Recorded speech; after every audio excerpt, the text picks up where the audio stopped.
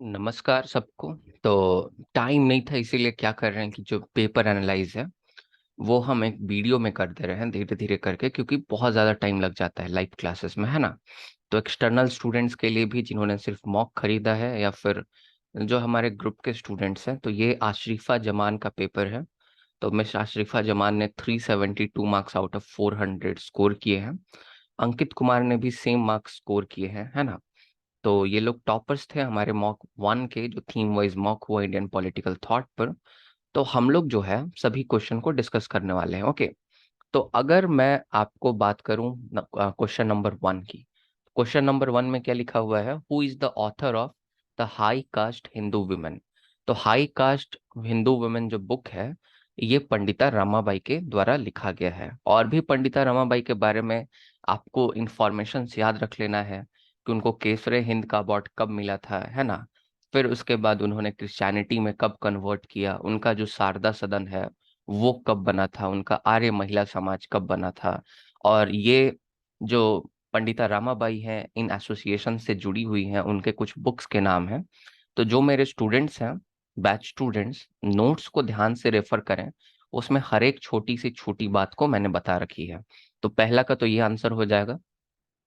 दूसरा हम देखते हैं, दूसरा लिखा हुआ है, who among the following is considered to have inaugurated the liberal reformist modernisation of India?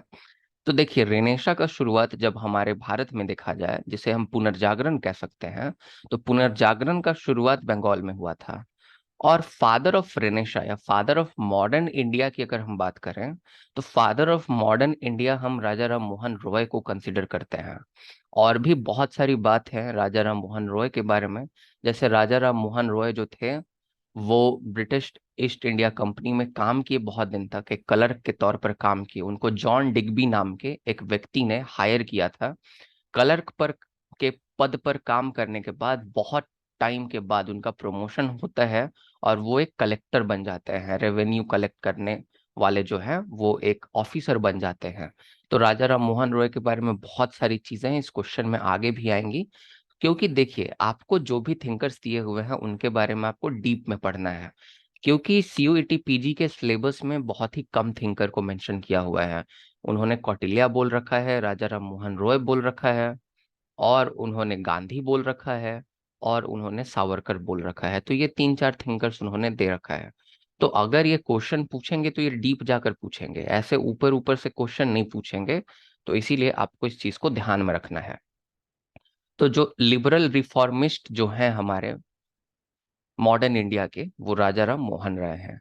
इन्होंने ही, राजा राम मोहन रॉय ने ही, जो आपका रिफॉर्मेशन है उसको लाया था इंडिया में। रिफॉर्मेशन मतलब समाज सुधार का शुरुआत किया था। सती प्रथा को लॉर्ड विलियम बेंटिक ने हटाया था 1829 में। आप सबको ये बात पता होगा। तो ये क्वेश्चन नंबर टू का आंसर है, तो इनका ये भी आंसर सही है। उसके बाद अगला क्वेश्चन हम देखते हैं। तो अगला क्वेश्चन है कि आपका जो कौटिल्य का अर्थशास्त्र है, सबसे पहला कहाँ पे डिस्कवर हुआ? तो कौटिल्य का अर्थशास्त्र जो है ना, वो हम लोग पहले जानते भी नहीं थे कि कोई कौटिल्य नाम का बंदा है, उसने अर्थशास्त्र भी लिखा है, जो कि एक बहुत बेहतरीन किताब है स्टेट क्राफ्ट पर। और इसको हम लोग मैकियावेली के द प्रिंस से कंपेयर करते हैं। इनफैक्ट जवाहरलाल नेहरू जी ने कहा था कि जो कौटिल्य है वो इंडियन मैकियावेली है। लेकिन ये कहना गलत नहीं होगा अपने आप में, आपको नहीं लगता? क्योंकि जो मैकियावेली है, मैकियावेली कौटिल्य के बहुत बाद में आए। और कौटिल्य जो है मैकियावेली से बेहतर भी है। तो क्या आपको ऐसा नहीं लगता कि हमें मैकियावेली को जो है वो कहना चाहिए that he is the Kautilya of Italy? हमें कौटिल्य का तौहीन नहीं करना चाहिए बोलकर कि वो मैकियावेली के जैसे हैं। क्योंकि बेटा जो है ना, वो बाप जैसा होता है, बाप बेटे के जैसा नहीं होता। तो कौटिल्य तो बाप है ना भाई। तो ये कह के तौहीन कर देना एक तरह से कि कौटिल्य जो है वो इंडियन मैकियावेली है, ठीक नहीं होगा। कहना होगा कि जो मैकियावेली है वो आपके इटालियन कौटिल्य है। और इसी बात को उपेंद्र कौर नाम के एक प्रोफेसर ने बात को रखा। जब जवाहरलाल नेहरू जी ने कहा कि जो कौटिल्य है वो इंडियन मैकियावेली हैं, तो उपिंदर कौर ने कहा कि ना, ये कहना गलत होगा। Machiavelli is Italian Kautilya, right. तो ये चीज को भी आपको ध्यान में रखना है। तो आर सामा शास्त्री जो है ना, तो उन्होंने इस मैन्युस्क्रिप्ट को डिस्कवर किया था। एक सेकंड, मैं थोड़ा सा पॉज लेता हूँ, लगता है कोई डोर पर है। आपको कौटिल्य के बारे में और भी बहुत सारी चीजें याद रखना है। जैसे कौटिल्य के मंडला थ्योरी में कौन कौन से आपके टर्म यूज होते हैं, है ना। पर्शनिग्रह, तो विजिगीषु, है ना, ये सब चीजें आपको ध्यान में रखनी है। मध्यमा, उदासीन, है ना, ये सब चीजें आपको ध्यान में रखनी है मंडला थ्योरी के बारे में। मंडला थ्योरी में टोटल कितने कॉम्बिनेशंस बनते हैं, कितने प्रकृतिज हैं, वो भी आपको ध्यान में रखना है। ये भी क्वेश्चन आगे पूछा गया है। तो कौटिल्य बहुत इंपॉर्टेंट है आपके लिए, और आर्य समाजशास्त्री ने मैन्युस्क्रिप्ट को ढूंढा था, राइट। और इन्होंने फिर उसके बाद इसको पब्लिश किया, और उसके बाद हम कौटिल्य के बारे में जानने लगे। तो ये इंपॉर्टेंट है हमारे लिए। उसके बाद गांधी जी को किसने कहा था कि गांधी जी जो है वह एक इंडिविजुअल है जो इनकंसिस्टेंट और अपॉर्चुनिस्टिक है। मतलब गांधी जी को किसने कहा था कि गांधी जी जो है वो अपॉर्चुनिस्टिक है, मतलब समय के साथ बदल जाते हैं। इनकंसिस्टेंट का मतलब कि गांधी जी जो बोलते हैं, जो करते हैं, दोनों में बहुत अंतर होता है, ऐसा कहना था। गांधी मेरे ऑल टाइम फेवरेट थिंकर रहे हैं, तो गांधी जी को मैंने बहुत डीप में पढ़ा है जब मैं ड्यू में पढ़ता था उस टाइम में। और गांधी के विचार में जितने भी मेरे दिमाग में जो बिठाया गया था व्हाट्सएप यूनिवर्सिटी से कि गांधी ऐसे हैं, गांधी इतने बुरे हैं, वो सब चीजें वहाँ खत्म होती हैं जाकर डीयू में। और पढ़ने के बाद आपको भी जानकारी मिलेगी। तो गांधी अपॉर्चुनिस्टिक थे, इनकंसिस्टेंट थे और इंडिविजुअल थे। मतलब एक व्यक्ति थे, महात्मा महात्मा नहीं थे, ऐसा कहना है। तो ये कहा था वीएस नायपॉल ने। इस चीज को आपको ध्यान में रखना है, ओके। तो यहाँ पे बहुत लोग सोचेंगे कि ये जिन्ना इसका आंसर होगा, इसीलिए मैंने जिन्ना जान के ऑप्शन में रख दिया है, ताकि आप लोग जिन्ना आंसर करें। लेकिन आशरिफा ने तुक्का लगाया होगा और उनका तुक्का ठीक लगा, वीएस नाइपॉल होगा। इस चीज को ध्यान में रखिएगा। फिर गांधी जी किस चीज में बिलीव करते हैं? तो गांधी जी कहते हैं कि अगर मान लीजिए आप कोई काम करना चाहते हैं और वो काम सही है, तो सही काम करने के लिए आपको सही रास्ता भी चुनना पड़ेगा। आप सही काम को जो है गलत रास्ते से करेंगे तो अंततः वो काम गलत हो जाएगा। मैकियावेली जस्ट इसके उलट बोलते हैं। मैकियावेली कहते हैं कि अगर आपका काम सही है तो आप फिर रास्ता कोई भी लें, वो आपका जस्टिसेबल होगा, मतलब आप उसको जस्टिफाई कर पाएंगे। एग्जाम्पल के तौर पर अगर आप सेवा करना चाहते हैं समाज का, तो आप चोरी के पैसे से भी समाज का सेवा करें तो वो भी ठीक होगा। ऐसा गांधी नहीं मानते। गांधी मानते हैं कि अगर आप सच में समाज सेवा करना चाहते हैं, जो कि आपके लिए एक एंड है, तो आपको जो माध्यम चुनना होगा इस एंड को पूरा करने के लिए, वो भी बेहतर होना होगा। आपको मेहनत से पैसे कमाकर जो है समाज की सेवा करनी चाहिए। आपको ऐसा नहीं कि आपको समाज की सेवा के लिए कुछ भी कर देना है। तो इसका आंसर क्या होगा? इसका आंसर डी होगा कि and means both should be justified. And आपका जो लक्ष्य है और आपने जो माध्यमों को चुना है अपने लक्ष्य को पूरा करने के लिए, दोनों ही ठीक होना पड़ेगा, दोनों को जस्टिफाइड होना पड़ेगा, है ना। तो ये गांधी जी का सोचना था, और मैकियावेली जस्ट इसके उल्टा सोचते थे। अब यहाँ पर सप्तांग थ्योरी किसने दिया है? जो सप्तांग थ्योरी किसने दिया है? तो सप्तांग थ्योरी कौटिल्य के द्वारा दिया गया है, आप सबको पता होगा। अब कौटिल्य के सप्तांग थ्योरी में 7 कुल मिलाकर अंग है राज्य के। उन सातों अंग के नाम को आपको ध्यान में रखना है। स्वामी जो है किंग को कहा जाता है, अमात्या जो है वो मिनिस्टर को कहा जाता है। फिर जनपद होता है जिसमें पॉपुलेशन आ जाता है, और जो एरिया होता है, लैंड है, वो भी आ जाता है। फिर दुर्ग होता है जिसमें फोर्ट आ जाता है ना, मतलब जो किला होता है वो आ जाता है। फिर ट्रेजरी होता है ना, ट्रेजरी होता है। फिर डंडा होता है, तो आपको डंडा मतलब पनिशमेंट, आर्मी, ये सब चीजें आपको ध्यान में रखनी है। तो ये सब चीजों को आपको ध्यान में रख लेना है, जितने भी एलिमेंट्स हैं सप्तांग थ्योरी के, क्योंकि ये भी इंपॉर्टेंट क्वेश्चन आपके लिए हो सकता है, ओके। अब आगे अगर हम देखें, तो Shanti Parva in Mahabharata is primary conversation between. तो आपको पता है कि महाभारत में बहुत सारे पर्व हैं, है ना, उसमें से एक शांति पर्व भी है। शांति पर्व क्या है? तो जब भीष्म पितामह जब मरण शैया पर लेटे रहते हैं, तो युधिष्ठिर जो पांडवों में सबसे बड़े होते हैं वो भीष्म पितामह के पास जाते हैं, क्योंकि भीष्म पितामह को स्टेट क्राफ्ट का बहुत ज्यादा नॉलेज था, राज्य पाठ कैसे चलाना है उसका बहुत ज्यादा नॉलेज था। तो युधिष्ठिर जाकर पूछते हैं जब विजय हो जाता है महाभारत में पांडवों का, कि अब हम अपने राज्य को चलाएंगे कैसे। तो यहाँ पे भीष्म जो है, भीष्म पितामह जो है, जो मरणशैया पर लेटे हैं, वो युधिष्ठिर को बहुत सारे गुण बताते हैं, वो युधिष्ठिर को बहुत सारे आपके फीचर्स बताते हैं कि किस प्रकार से एक राज्य को चलाना चाहिए। गुड गवर्नेंस का जो कॉन्सेप्ट है वो भी हमें देखने को मिलता है शांति पर्व में। तो इस क्वेश्चन को भी ध्यान में रखिएगा कि जो गुड गवर्नेंस है ये कॉन्सेप्ट भी आपको शांति पर्व में देखने को मिलता है। तो कुल मिलाकर शांति पर्व जो है ये युधिष्ठिर और भीष्म पितामह के बीच में स्टेट क्राफ्ट को लेकर एक कन्वर्सेशन हो रखा था, वो चीज है आपको ध्यान में रखना है। इसी तरह से अगर मैं अगनासुता की बात करूं, तो अगनासुता जो है वो दीघा निकाय का पार्ट है, और अगनासुता जो है वो 27th पार्ट है, राइट, वो निकाय का। और उसमें किसके किसके बीच में कन्वर्सेशन हुआ है, तो अगना सुता में जो है, जो बुद्धा है, बुद्ध भगवान है, उनके बीच में, और दो आपके गोत्र के ब्राह्मण होते हैं, एक भारद्वाज गोत्र का ब्राह्मण होता है और एक आपका बसेठा जिसको कहा जाता है, राइट, वशिष्ठ गोत्र का होता है, और एक भारद्वाजा, राइट। तो ये दोनों ब्राह्मण होते हैं, तो तीन लोगों के बीच में कन्वर्सेशन है। जो बसेठा और भारद्वाज हैं ये अपने ब्राह्मण के जाति को छोड़कर आ जाते हैं, एक भिक्षु बनने, एक बौद्ध भिक्षु बनने आ जाते हैं।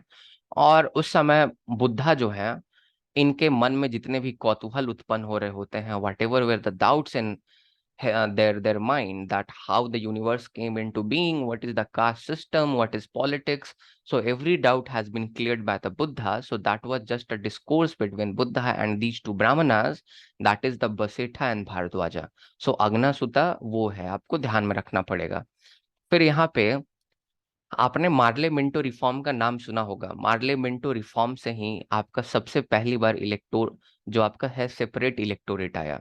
सेपरेट इलेक्टोरेट और रिजर्व्ड इलेक्टोरेट दोनों में फर्क होता है। सेपरेट इलेक्टोरेट में क्या होता है कि एक खास धर्म या एक खास जाति का जो पर्सन है वो उसमें चुनाव में खड़ा होगा, और उसी खास जाति और धर्म का लोग उसको वोट करेगा, बाकी कोई उसको वोट नहीं कर सकते। तो जब मुस्लिम्स को सेपरेट इलेक्टोरेट दिया गया मार्ले मिंटो रिफॉर्म के द्वारा 1909 में, 1909 में, आपने सुना होगा, इसीलिए फादर ऑफ कम्युनल जो है इलेक्टोरेट कहा जाता है लॉर्ड मिंटो को। आपने इसके बारे में मॉडर्न हिस्ट्री में पढ़ भी रखा होगा। फादर ऑफ कम्युनल इलेक्टोरेट किसको कहा जाता है? लॉर्ड मिंटो को कहा जाता है। ध्यान में रखिएगा, बहुत ही इंपॉर्टेंट चीज है आपके लिए। तो सेपरेट इलेक्टोरेट जो है आपको ध्यान में होगा, तो बाबा साहब भी मांग रहे थे अपने दलित कम्युनिटी के लिए, लेकिन ये हिंदू धर्म में एक तरह से फूट डालने का काम करता। क्योंकि अगर सेपरेट इलेक्टोरेट दलित कम्युनिटी को मिलता तो उसमें चुनाव में खड़ा भी एक दलित ही होता, वोट भी एक दलित ही कर पाता, और बाकी जितने भी हिंदू धर्म के लोग थे वो आउटकास्टेड फील करते, वो ऐसा फील करते कि वो तो पार्ट ही नहीं है इस चुनावों के। तो इसीलिए हमने सेपरेट इलेक्टोरेट को नहीं अपनाकर हमने रिजर्व्ड इलेक्टोरेट को अपनाया है। इस चीज को आपको ध्यान में रखना है। और बाबा साहेब अड़ गए थे कि नहीं, हमें सेपरेट इलेक्टोरेट ही चाहिए। गांधी जी ने कहा कि रिजर्व्ड इलेक्टोरेट ले लो भाई। गांधी जी आमरण अनशन पर चले गए। गांधी जी उस समय यरवदा जेल में बंद थे, महाराष्ट्र में, मुंबई में यरवदा जेल में थे। और बड़ा फेमस पूना पैक्ट होता है गांधी जी और अंबेडकर जी के बीच में, जिसको कंक्लूड कराने में एक बहुत अहम भूमिका होती है पंडित मदन मोहन मालवीय जी की। और पंडित मदन मोहन मालवीय जो है वो आपके हिंदू सभा जो है आपका, उसके भी फाउंडर थे। इसको ध्यान में रखिएगा, क्योंकि हिंदू सभा का फाउंडर हम लोग बहुत बार जो है वीडी सावरकर को मान लेते हैं, लेकिन जो हिंदू सभा है, हिंदू सभा, जो हिंदू महासभा है, हिंदू महासभा के जो फाउंडर थे, जिसको 1915 में बनाया गया था, पंडित मदन मोहन मालवीय थे। क्योंकि उस समय तो वो काला पानी की सजा काट रहे थे जो वीर सावरकर थे। वीर सावरकर बाद में जब उनको रिलीज किया जाता है 1921 के आसपास में, 1921 के आसपास में, तब वीर सावरकर बाद में चल के 1937 में इसके अध्यक्ष बनते हैं, प्रेसिडेंट बनते हैं हिंदू महासभा का। और वो 7 साल तक लगातार इसके प्रेसिडेंट रहते हैं, लॉन्गेस्ट सर्विंग जो है प्रेसिडेंट रहते हैं। तो ये बात है। बहुत लोग सोचते हैं कि जो हिंदू महासभा है उसके फाउंडर हैं वीर सावरकर, जो कि गलत बात है। ऐसा आपको नहीं सोचना है। आ जाते हैं इस क्वेश्चन की ओर। तो लॉर्ड मिंटो जो है, ये एक व्यक्ति को, जो कि बहुत महान व्यक्ति हमारे इतिहास में, औरबिंदो घोष, राइट, उनको बहुत ही डेंजरस मैन मानते थे कि इससे बड़ा डेंजरस मैन तो कोई है ही नहीं। और विंदो घोष ने आईसीएस की परीक्षा पास कर रखी थी, और विंदो घोष इंग्लैंड से जाकर पढ़े हुए थे, बहुत बड़े चिंतक हुए। और विंदो घोष ने जो है स्पिरिचुअल नेशनलिज्म का कॉन्सेप्ट दिया।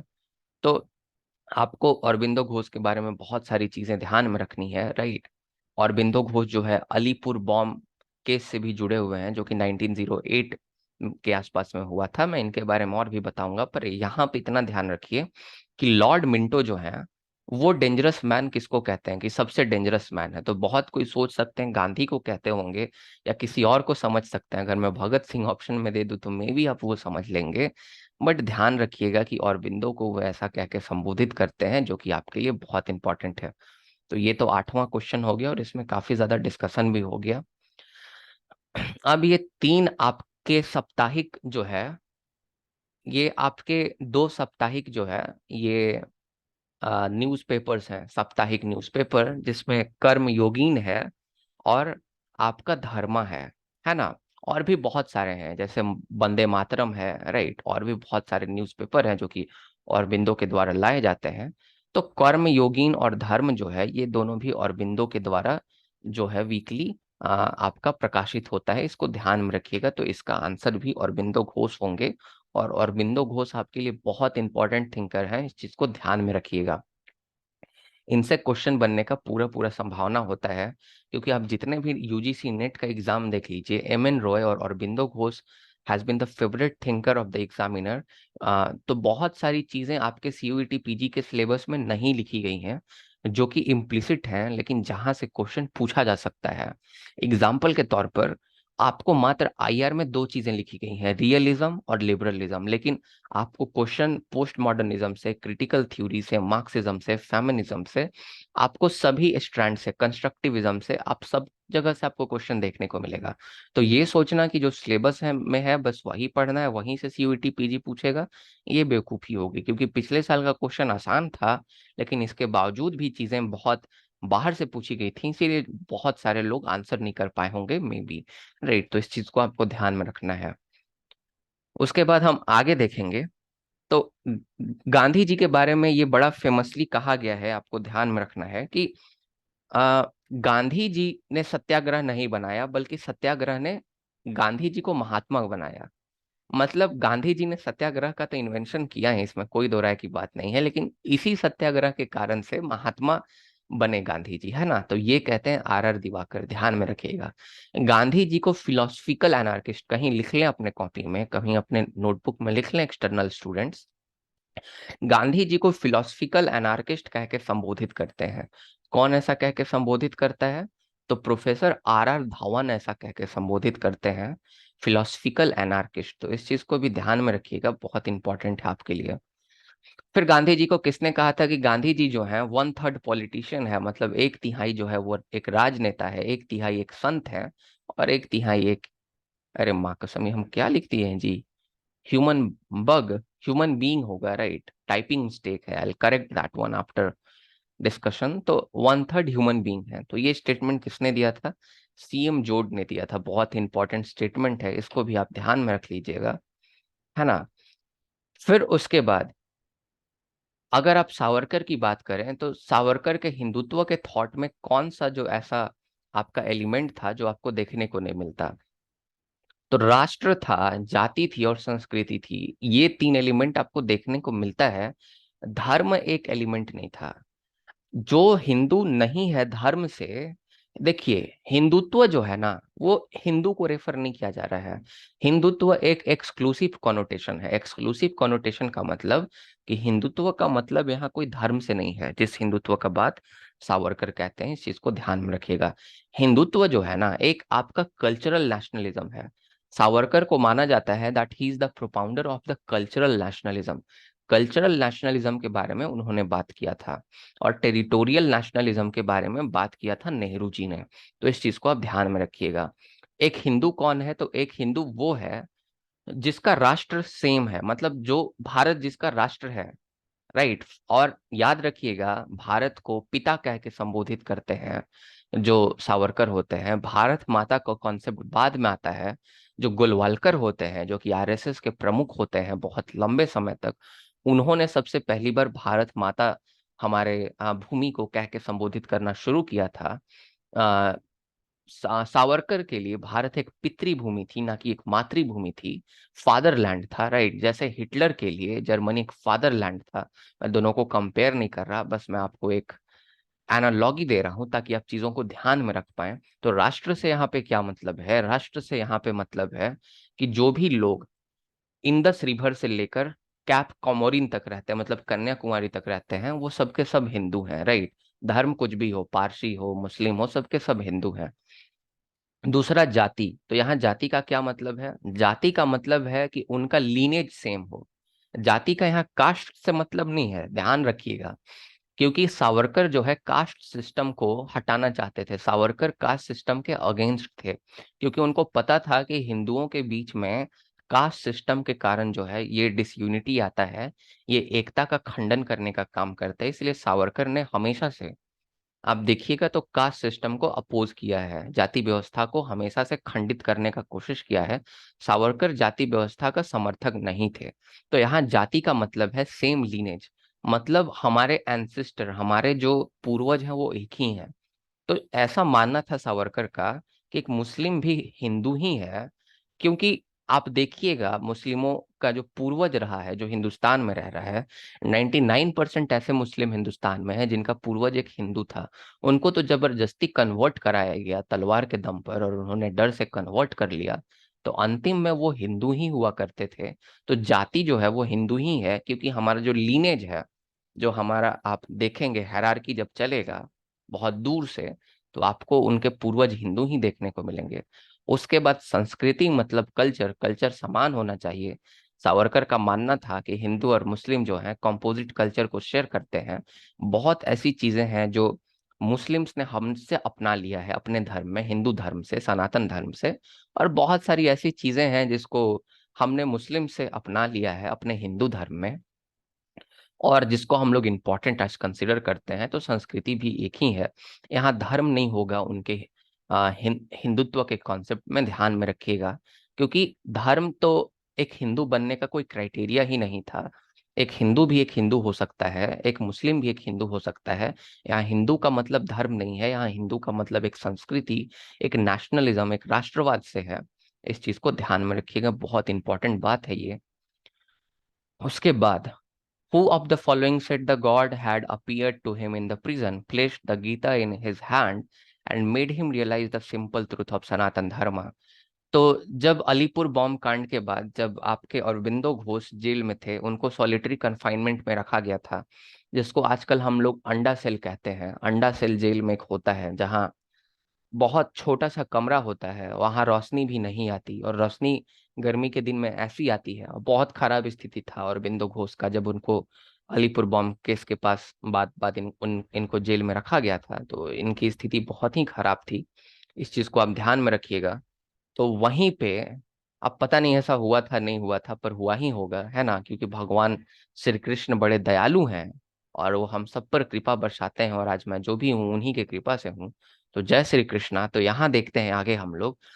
तो अरबिंदो घोष जो हैं वो कहते हैं, इनका स्टेटमेंट है कि भगवान जो है वो प्रिजन में, जेल में उनसे मिलने आए थे, उन्होंने गीता उनके हाथ में सौंप दिया और कहा कि अब आपको सनातन धर्म का जो सच्चाई है, जो सत्यता है, उसको जानने की कोशिश करनी है, उसको रियलाइज करना है, और उसको रियलाइज करने में मदद भी किया।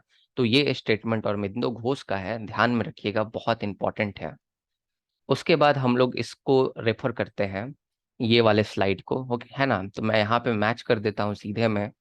इंटीग्रल ह्यूमनिज्म नाम का एक किताब भी है, और इंटीग्रल ह्यूमनिज्म का कॉन्सेप्ट दीनदयाल उपाध्याय जी ने दिया है, ध्यान में रखिएगा। रेडिकल ह्यूमनिज्म जो है ये एम एन रॉय से जुड़ा हुआ है। साइंटिफिक ह्यूमनिज्म जो है, क्योंकि हमेशा से नेहरू जो है वो साइंटिफिक टेम्पर को प्रमोट करने की बात करते थे, ये नेहरू से जुड़ा हुआ है। और कल्चरल नेशनलिज्म, अभी मैं 2-3 बार से मैं ये चीज बोल चुका हूँ, वीर सावरकर जी से रिलेटेड है। तो आई होप ये आपको क्लियर हो गया होगा। आगे चलते हैं, यहाँ पे कुछ ऑर्गेनाइजेशंस के नाम हैं और आपको मैच करना है कि इसके कौन कौन से आपके थिंकर्स हैं, राइट, मतलब सॉरी, कौन कौन से फाउंडर्स हैं इसके। तो आर्य समाज की स्थापना स्वामी दयानंद सरस्वती जी ने की थी।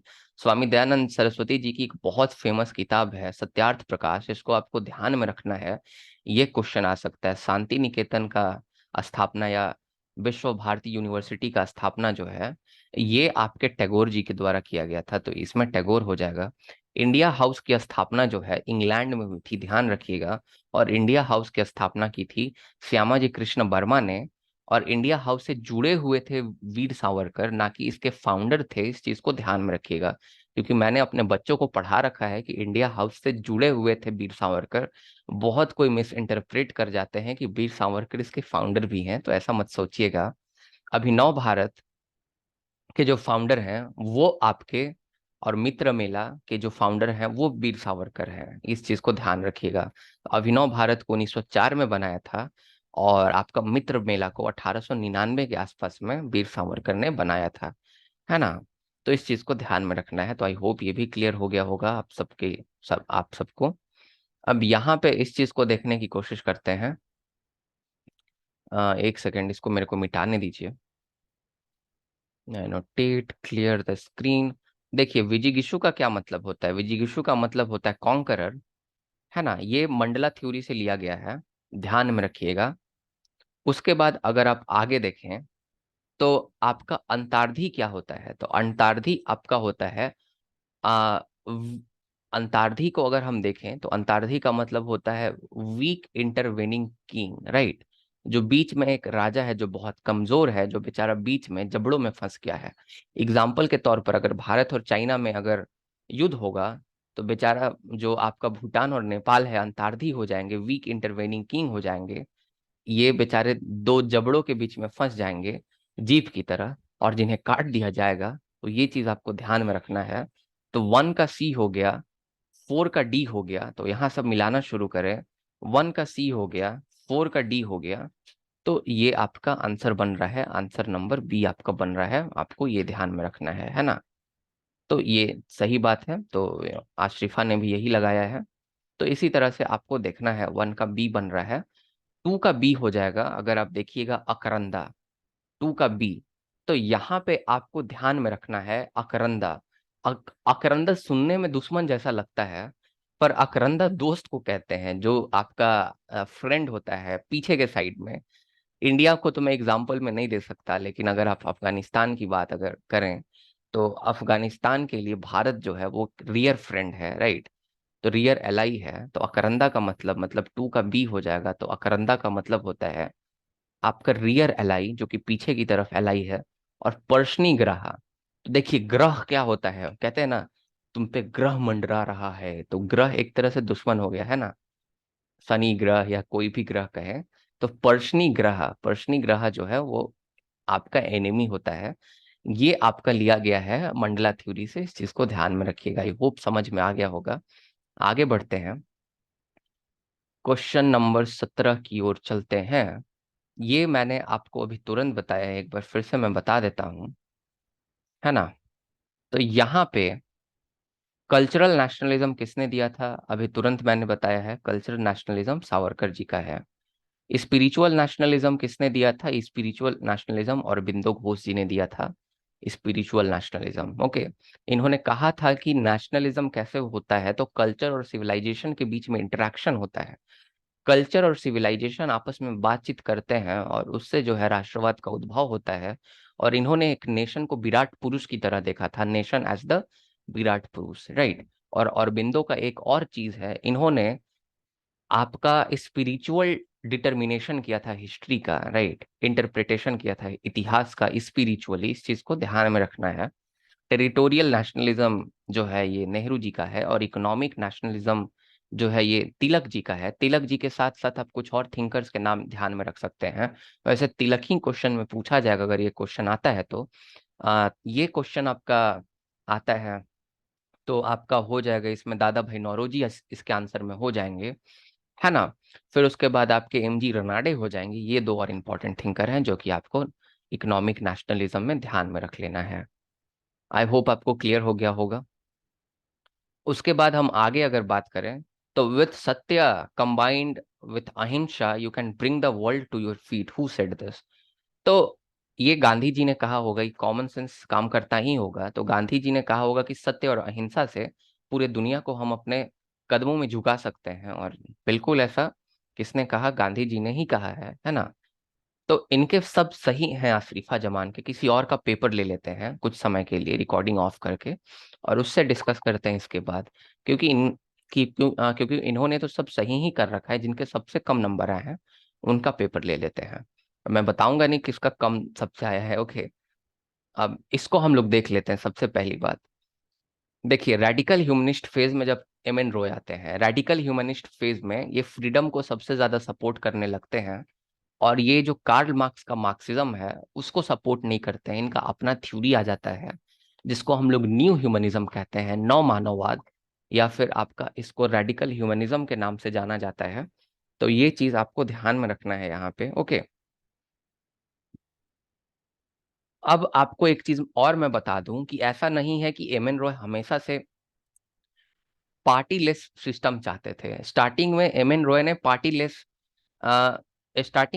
ने कुछ पार्टीज भी क्रिएट की अपने से, क्योंकि आपको अगर पता हो तो मैक्सिको में जो आपका सोशलिस्ट पार्टी था इसके एक फाउंडर रहे हैं। उसके बाद जो कम्युनिस्ट पार्टी ऑफ इंडिया है इसके फाउंडर रहे हैं। ये कांग्रेस पार्टी से 1936 में जुड़े हुए हैं। तो एम एन रॉय कांग्रेस के भी सदस्य थे 1936 में। ये कांग्रेस से भी जुड़े हुए होते हैं, इस चीज को भी ध्यान में रखिएगा। उसके बाद ये भी ध्यान में रखिएगा कि 1940 में ये अपना एक पार्टी बनाते हैं जिसको रेडिकल डेमोक्रेटिक पार्टी का ये नाम देते हैं। तो अभी तक तो ये पार्टी को सपोर्ट करते थे, लेकिन अपने अंतिम चरण में, अपने जीवन के अंतिम चरण में, ये पार्टी बेस्ड डेमोक्रेसी से इनका विश्वास उठ गया। और इन्होंने इसीलिए 1948 में जाकर जो इनका जो इनका जो आपका 1948 में ये जो पार्टी था रेडिकल डेमोक्रेटिक पार्टी, इस रेडिकल डेमोक्रेटिक पार्टी को अबोलिश कर देते हैं, समाप्त कर देते हैं। और ये पार्टी लेस सिस्टम को सपोर्ट करना शुरू कर देते हैं। पार्टी लेस सिस्टम को जो है सपोर्ट करने वाले एक और थिंकर रहे हैं जो कि बहुत फेमस रहे हैं, और जो कि बहुत हालिया दिनों में भी काफी ज्यादा उनका रोल रहा है। टोटल रेवोल्यूशन, संपूर्ण क्रांति के बारे में आपने सुना होगा, और किस तरह से इंदिरा गांधी का जो तख्ता है उन्होंने हिला के रख दिया था, जयप्रकाश नारायण जी। तो जयप्रकाश नारायण जी भी पार्टी लेस डेमोक्रेसी को सपोर्ट किया करते थे। इस चीज को भी आप ध्यान में रखेंगे। तो ये कुछ फैक्ट है इस क्वेश्चन से रिलेटेड। उसके बाद हम क्वेश्चन नंबर 20 की बात करते हैं। इसके बाद हम लोग जो है देखिए, और बिंदो का किताब है द ह्यूमन साइकिल, तो बी का तो 5 हो जाएगा। प्लेटो का किताब है द स्टेट्समैन, ये तीनों किताब तो आपने सुना ही होगा। द रिपब्लिक के बारे में आपने सुना ही होगा, द लॉज आपने सुना होगा, द स्टेट्समैन सुना होगा। ये तीनों बड़े फेमस किताब हैं। फिलोसफी ऑफ राइट्स जो है ये आपके हीगल का किताब है। बचते कौन है? गांधी जी बचते हैं। तो गांधी जी का इंडिया ऑफ माय ड्रीम है, discovery of India Nehru ji ने लिखा था। तो इस चीज को ध्यान में रखिएगा। तो इस तरह से इसका आंसर बनेगा। आई होप आपको क्लियर हो गया होगा। तो चलिए, ये तो क्लियर हो गया। अब आशरिफा जमान का पेपर रखते हैं, because she has been the topper. So अब किसी और का पेपर 21 से लेते हैं, क्योंकि इनका तो लगभग लगभग 372 मार्क्स है। तो कितना इनका गलत होगा? मात्र 7 के आसपास में इनका क्वेश्चन गलत है। तो मैं वीडियो पॉज करके एक और पेपर निकाल लेता हूँ, और फिर डिस्कशन करना शुरू करते हैं क्वेश्चन नंबर 21 से। अब चलिए क्वेश्चन नंबर 21 से डिस्कस करते हैं। तो क्वेश्चन नंबर 21 को देखिए, अगर हम आंसर करने की कोशिश करें, एक बात ध्यान में रखिएगा। आपके जितने भी क्वेश्चन आने वाले हैं सीयूईटी पीजी में, आप पास्ट ईयर पेपर से आएंगे। आप किसी भी टॉपर के बारे में पूछिएगा। मैंने भी ड्यू क्रैक किया हुआ है, मेरा जेएनयू 2 नंबर से रह गया था। मैं जनरल कैटेगरी में बिलोंग करता हूँ, वहाँ डिप्राइवेशन पॉइंट और बहुत सारी चीज़ें होती हैं, है ना।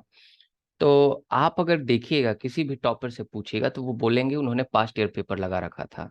आप किसी भी टॉपर का इंटरव्यू देखिए तो पास्ट ईयर पेपर लगाने से ही पहले एग्जाम क्रैक हो जाता था। और यूजीसी नेट के पास्ट ईयर पेपर्स, तो हम लोगों ने भी यही स्ट्रैटेजी लगाया था। तो बिल्कुल ये यूजीसी नेट के पास्ट पेपर से क्वेश्चन है, तो ये तो आपको ध्यान में होना ही चाहिए। अब यहाँ पे क्या लिखा हुआ है? एनहाइलेशन ऑफ कास्ट, तो एक इसका बुक है, ये अंबेडकर साहब का बुक है। फिर उसके बाद अगर हम आगे देखें तो आगे आपका द ह्यूमन साइकिल तो अरबिंदो का है, अभी ही हमने डिस्कस किया। हिंद स्वराज गांधी जी का है। द कनिंग रीजन हीगल का है। तो ये किताब के नाम आपको ध्यान में रख लेने हैं। और आपको ये भी ध्यान में रख लेना है कि हिंद स्वराज का पब्लिकेशन कब हुआ था, when the Hind Swaraj was published. तो ये 1909 में पब्लिश हुआ था। बहुत जगह पर जो है ये गलत लिखा हुआ रहता है। अगर मैं आपको दिखा दूं अगर कि कब हिंद स्वराज पब्लिश हुआ था, तो ये देखिए मैं यहाँ पे टाइप करता हूँ यूआरएल में, when Hind Swaraj was published, तो 1909 ये सही आंसर होगा। बहुत सारी जगह पे 1908 दिया हुआ है जो कि गलत है अपने आप में, इस चीज को आपको ध्यान में रखना है। आई होप आपको समझ में आ गया होगा। तो ये आपको ध्यान में रख के चलना है। आगे अगर देखा जाए तो क्या क्वेश्चन है? अच्छा, ये देखिए इसमें कौन से पेयर जो है इनकरेक्टली मैच्ड हैं। तो सोवेरेनिटी ऑफ ट्रूथ, हमेशा ट्रूथ की जीत हो, सच्चाई की जीत हो, तो गांधी जी कहते हैं न्यू ह्यूमनिज्म का कॉन्सेप्ट, अभी इसको छोड़ देते हैं। आगे डिक्टेटरशिप ऑफ प्लोरिटेरिएट का बात लेनिन ने किया था। न्यू डेमोक्रेसी माओ सेतुंग का कॉन्सेप्ट है, इसको ध्यान में रखिएगा, बहुत इंपॉर्टेंट है। न्यू डेमोक्रेसी कौन देता है, या फिर कम्यून का कॉन्सेप्ट कौन देता है, या कल्चरल रेवोल्यूशन किससे रिलेटेड है? ये सब माओ सेतुंग से रिलेटेड है। जब मैं वेस्टर्न पॉलिटिकल थॉट और पॉलिटिकल थ्योरी का मौका आप लोगों को दूंगा तो उसमें ये सब क्वेश्चंस आएंगे, तो इसलिए घबराने की बात नहीं है। अब यहाँ पे न्यू ह्यूमनिज्म जो है ना, ये अरबिंदो घोष का नहीं है, ये है किसका भैया? तो अभी मैंने आपको बताया कि रेडिकल ह्यूमनिज्म या न्यू ह्यूमनिज्म, नव मानववाद या फिर रेडिकल ह्यूमनिज्म, है ना? तो ये दोनों किसका है? तो ये दोनों है आपका एम एन रॉय का, एम एन रॉय, राइट। तो इसीलिए ये सही आंसर हो जाएगा क्योंकि ये गलत पेयर किया हुआ है। तो आई होप आपको समझ में आ गया होगा। अब अगला क्वेश्चन में चलते हैं, क्वेश्चन नंबर 23। तो यहाँ पे देखिए, फिर से डिस्कस करते हैं idea of spiritualisation of politics. तो ये गांधी जी का ही है। फिर से पूछ रहा है कि कौन सा करेक्टली मैच नहीं है। तो गांधी जी ने हमेशा बोला है कि जो राजनीति है उसमें स्पिरिचुअलिटी रहना चाहिए, उसमें रिलीजन और उसके मॉरल वैल्यूज होने चाहिए। हम धर्म और हम राजनीति को अलग नहीं कर सकते। अगर धर्म के जितने भी आपके मूल्य हैं राजनीति से अलग हो जाएंगे, तो राजनीति जो है वो मानव हित के लिए जो है ठीक नहीं रहेगा। Concept of new humanism M N Roy ने दिया है, अभी हम डिस्कस कर रहे हैं। कॉन्सेप्ट ऑफ विलेज रीऑर्गेनाइजेशन जो है जेपी का है, जयप्रकाश नारायण का। और मैंने अभी तुरंत आपको बताया था कि जो कॉन्सेप्ट है स्पिरिचुअल डिटर्मिनिज्म इन हिस्ट्री या फिर स्पिरिचुअल डिटर्मिनेशन ऑफ हिस्ट्री, ये किसका है? तो ये अंबेडकर जी का नहीं है, ये अरबिंदो घोष का है, आपको इसको ध्यान में रखना है। आई होप आपको ये क्लियर हो गया होगा। अब आगे के क्वेश्चन में चलते हैं। तो ये क्वेश्चन नंबर 23 हो गया। अब 24 में देखते हैं। तो 24 में अगर आप देखिएगा तो क्या क्या चीजें हैं। देखिए गांधी जी के 5 इंटरनल गाइड्स, राइट, जो गांधी जी ने कहा था। तो सबसे पहले गांधी जी अहिंसा, अहिंसा, किसी पर वायलेंस नहीं करना है, किसी को मारना पीटना नहीं है। और अहिंसा का बहुत डीप मतलब है, मतलब सोचना भी नहीं है किसी के बारे में कि किसी को पीटे हम, राइट। पीटना तो दूर की बात है। और अहिंसा सिर्फ मानव के प्रति नहीं बल्कि क्रिएचर्स के प्रति, जो नेचर में रहते हैं सबके प्रति अहिंसा होता है, ओके। फिर उसके बाद होता है सत्य, राइट, सत्य माने सच्चाई होता है। ब्रह्मचर्य का मतलब आपको पता है, ब्रह्मचर्य का मतलब सेलिबेसी होता है, लाइक सेक्सुअल चीजों से दूर रहना, ये चीज हो गया, ओके। फिर उसके बाद यहाँ पे 2 चीजें हैं, ध्यान में रखना है। अस्थेय, अस्थेय का मतलब होता है नॉन स्टीलिंग, आपको चोरी नहीं करना है, चोरी करना गुनाह है। ये सब जैनिज्म से इन्होंने ले रखा था, जैन धर्म से ले रखा था, इसको भी ध्यान में रखिएगा। अपरिग्रह का मतलब होता है कि आपको संचय नहीं करना, you you you do not have to accumulate the wealth, the accumulation of wealth is prohibited because at the end what is going to happen to the human being? खाली हाथ आए थे एंड खाली हाथ जाएंगे, then nothing is there in the wealth, right? So accumulation of wealth is not good at all. So therefore these 5 are the main was, ये 4, ये जो 5 हैं ये आपके प्रण लिए गए थे गांधी जी के द्वारा कि सत्य अहिंसा ये दोनों समझते हैं। ब्रह्मचर्य मतलब सेक्सुअल एक्टिविटी में इंडल्ज नहीं करना अपने आप को, है ना। सेलिबेसी जिसको इंग्लिश में कहा जाता है। अस्थेय मतलब नॉन स्टीलिंग, चोरी चबारी नहीं करना है। उसके बाद आपका अपरिग्रह, अपरिग्रह का मतलब होता है you do not have to accumulate the wealth, right. तो ये आपका 24 का हो गया। अब 25 में चलते हैं भैया। तो 25, स्वराज का क्या मतलब होता है? तो स्वराज का मतलब होता है सेल्फ रूल, गांधी के अनुसार सेल्फ रूल होता है, सेल्फ डिसिप्लिन भी होता है गांधी के अनुसार स्वराज का मतलब। देखिए स्वराज का कॉन्सेप्ट देने वाले पहले व्यक्ति गांधी नहीं थे, स्वराज का कॉन्सेप्ट तिलक ने दे रखा है। स्वराज का कॉन्सेप्ट जो है पहले जो मॉडरेट लीडर्स थे उन्होंने दे रखा था। जैसे मैं गोखले ने दे रखा था, गोपाल कृष्ण गोखले साहब ने दे रखा था, एमजी रनाडे साहब ने दे रखा था। तो स्वराज का कॉन्सेप्ट सबके लिए अलग अलग है। अगर मैं स्वराज के कॉन्सेप्ट का थोड़ा इंटरप्रिटेशन अगर आपको बताऊं, तो स्वराज का जो शुरुआती मतलब आया, जो मॉडरेट्स, जो नरम दल के नेताओं ने दिया, जैसे दादा भाई नौरोजी हो गए, जैसे गोपाल कृष्ण गोखले हो गए, मदन मोहन मालवीय हो गए, और कौन, एमजी रनाडे हो गए। तो ये सब जितने थिंकर थे, इनके अनुसार स्वराज का क्या मतलब है कि हमें अंग्रेजों से स्वतंत्रता नहीं चाहिए। अंग्रेज तो अच्छे लोग हैं, अंग्रेज तो देश की भलाई कर रहे हैं, और अंग्रेज जो है समाज के कुरीतियों को समाप्त कर सकते हैं। तो यहाँ स्वराज का मतलब था कि हमें थोड़ा बहुत रिप्रेजेंटेशन दे दो गवर्नमेंट में।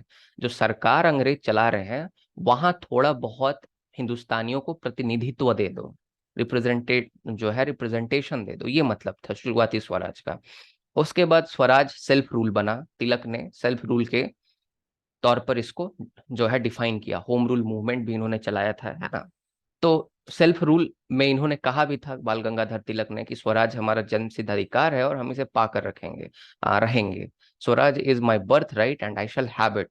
और यहाँ स्वराज का मतलब है कि जो सरकार होगी, सरकार हिंदुस्तानियों की सरकार होगी।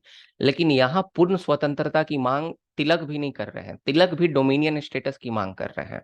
डोमिनियन स्टेटस और पूर्ण स्वतंत्रता में अंतर यह होता है कि डोमिनियन स्टेटस में अंततः जो नाम मात्र के लिए आपका हेड ऑफ स्टेट होगा, वो अंग्रेजी सरकार होगी, अंग्रेजी क्राउन होगी। जैसे ऑस्ट्रेलिया, न्यूजीलैंड और कनाडा का अगर एग्जाम्पल लें, तो वो लोग अभी भी डोमिनियन है। तो इसका ये मतलब है कि जो क्राउन है, जो प्रिंस है अभी इंग्लैंड का, प्रिंस चार्ल्स, वो कुछ फैसले ले सकता है ऑस्ट्रेलिया, कनाडा और न्यूजीलैंड के पर्सपेक्टिव में? तो जवाब है नहीं, उसके पास कोई एज सच पावर्स नहीं है। बस नाम मात्र के लिए हेड ऑफ स्टेट अगर कोई पूछेगा कौन है, ऑस्ट्रेलिया का, कनाडा का और न्यूजीलैंड का, तो वो क्राउन होगा, वो ब्रिटिश क्राउन होगा। तो इसीलिए नाम मात्र के लिए हेड ऑफ स्टेट जो है ब्रिटिश क्राउन होगा, ऐसा कहना था तिलक का। लेकिन पूरा का पूरा जो गवर्नमेंट में रहेगा, प्राइम मिनिस्टर अपना रहेगा, सब कुछ अपने पास होगा, राइट। ये स्वराज का दूसरा मतलब है, जो तिलक जी के द्वारा दिया गया था। और बिंदु पहली बार ऐसे व्यक्ति हुए जिन्होंने स्वराज को डिफाइन किया एज कंप्लीट इंडिपेंडेंस, कि हमें डोमिनियन ओमिनियन नहीं चाहिए, हमें तो पूर्ण रूप से स्वराज चाहिए। हमारा हेड ऑफ स्टेट भी अपना होगा। राष्ट्रपति जी आज हमारे जो राष्ट्रपति साहिबा हैं, जो महोदया हैं, वो हमारी हेड हैं, आप सबको पता है। तो हेड ऑफ स्टेट जो होगा वो हिंदुस्तानी ही होगा, हिंदुस्तान से ही होगा। क्राउन को हम नहीं मानने वाले। और लोगों के द्वारा चुना जाएगा, तो लोगों के द्वारा ही राष्ट्रपति चुना जाता है। हाँ, भले ही अप्रत्यक्ष तौर पर चुना जाता है, इनडायरेक्ट इलेक्शन से चुना जाता है, but at the end the president of India is elected, right. That is not the hereditary post as we compare to the crown of Britain. So Purna Swaraj जो है, सबसे पहली बार कंप्लीट इंडिपेंडेंस के तौर पर स्वराज को डिफाइन किया अरबिंदो घोष ने। और अरबिंदो घोष से जो है ये थ्योरी को बोरो किया महात्मा गांधी ने। तो महात्मा गांधी का पूर्ण स्वराज जो था, वो तो सबसे पहले कंप्लीट इंडिपेंडेंस था ही, और दूसरा सेल्फ रूल तो आएगा ही आएगा इसमें। और तीसरा ये भी था, स्वराज का ये भी मतलब होता है सेल्फ डिसिप्लिन। आप अपने आप को डिसिप्लिन में रख रहे हैं, राइट, आपको पता है कि आप क्या कर रहे हैं। तो ये भी स्वराज का मतलब होता है गांधी जी के अनुसार। और ये जो सेल्फ डिसिप्लिन वाला जो कॉन्सेप्ट है गांधी जी के अनुसार स्वराज में, ये गांधी जी ने लियो टोल्स्टॉय से लिया था, है ना। The kingdom of God is with in you, एक किताब है लियो टोल्स्टॉय का, वहां से गांधी जी ने ये कॉन्सेप्ट को बोरो किया था। तो आई होप आपको समझ में आ गया होगा। तो ये आपका गांधी का स्वराज है। अब आगे जाके थोड़ा सा देखते हैं, तो यहाँ स्वराज का मतलब सेल्फ रूल ही हो जाएगा, क्योंकि बाकी जो ऑप्शन है वो टिक नहीं पा रहे हैं, तो सेल्फ रूल ही आंसर हो जाएगा। अच्छा, उसके बाद देखिए यहाँ पे क्या है। यहाँ पे देखिए टीचर्स का नाम है, एक तरह से जिन्होंने इन्फ्लुएंस किया लोगों को, है ना। तो महात्मा गांधी के जो आपके टीचर थे, लाइक टीचर कह सकते हैं जहां से उन्होंने इन्फ्लुएंस हुए थे, राइट।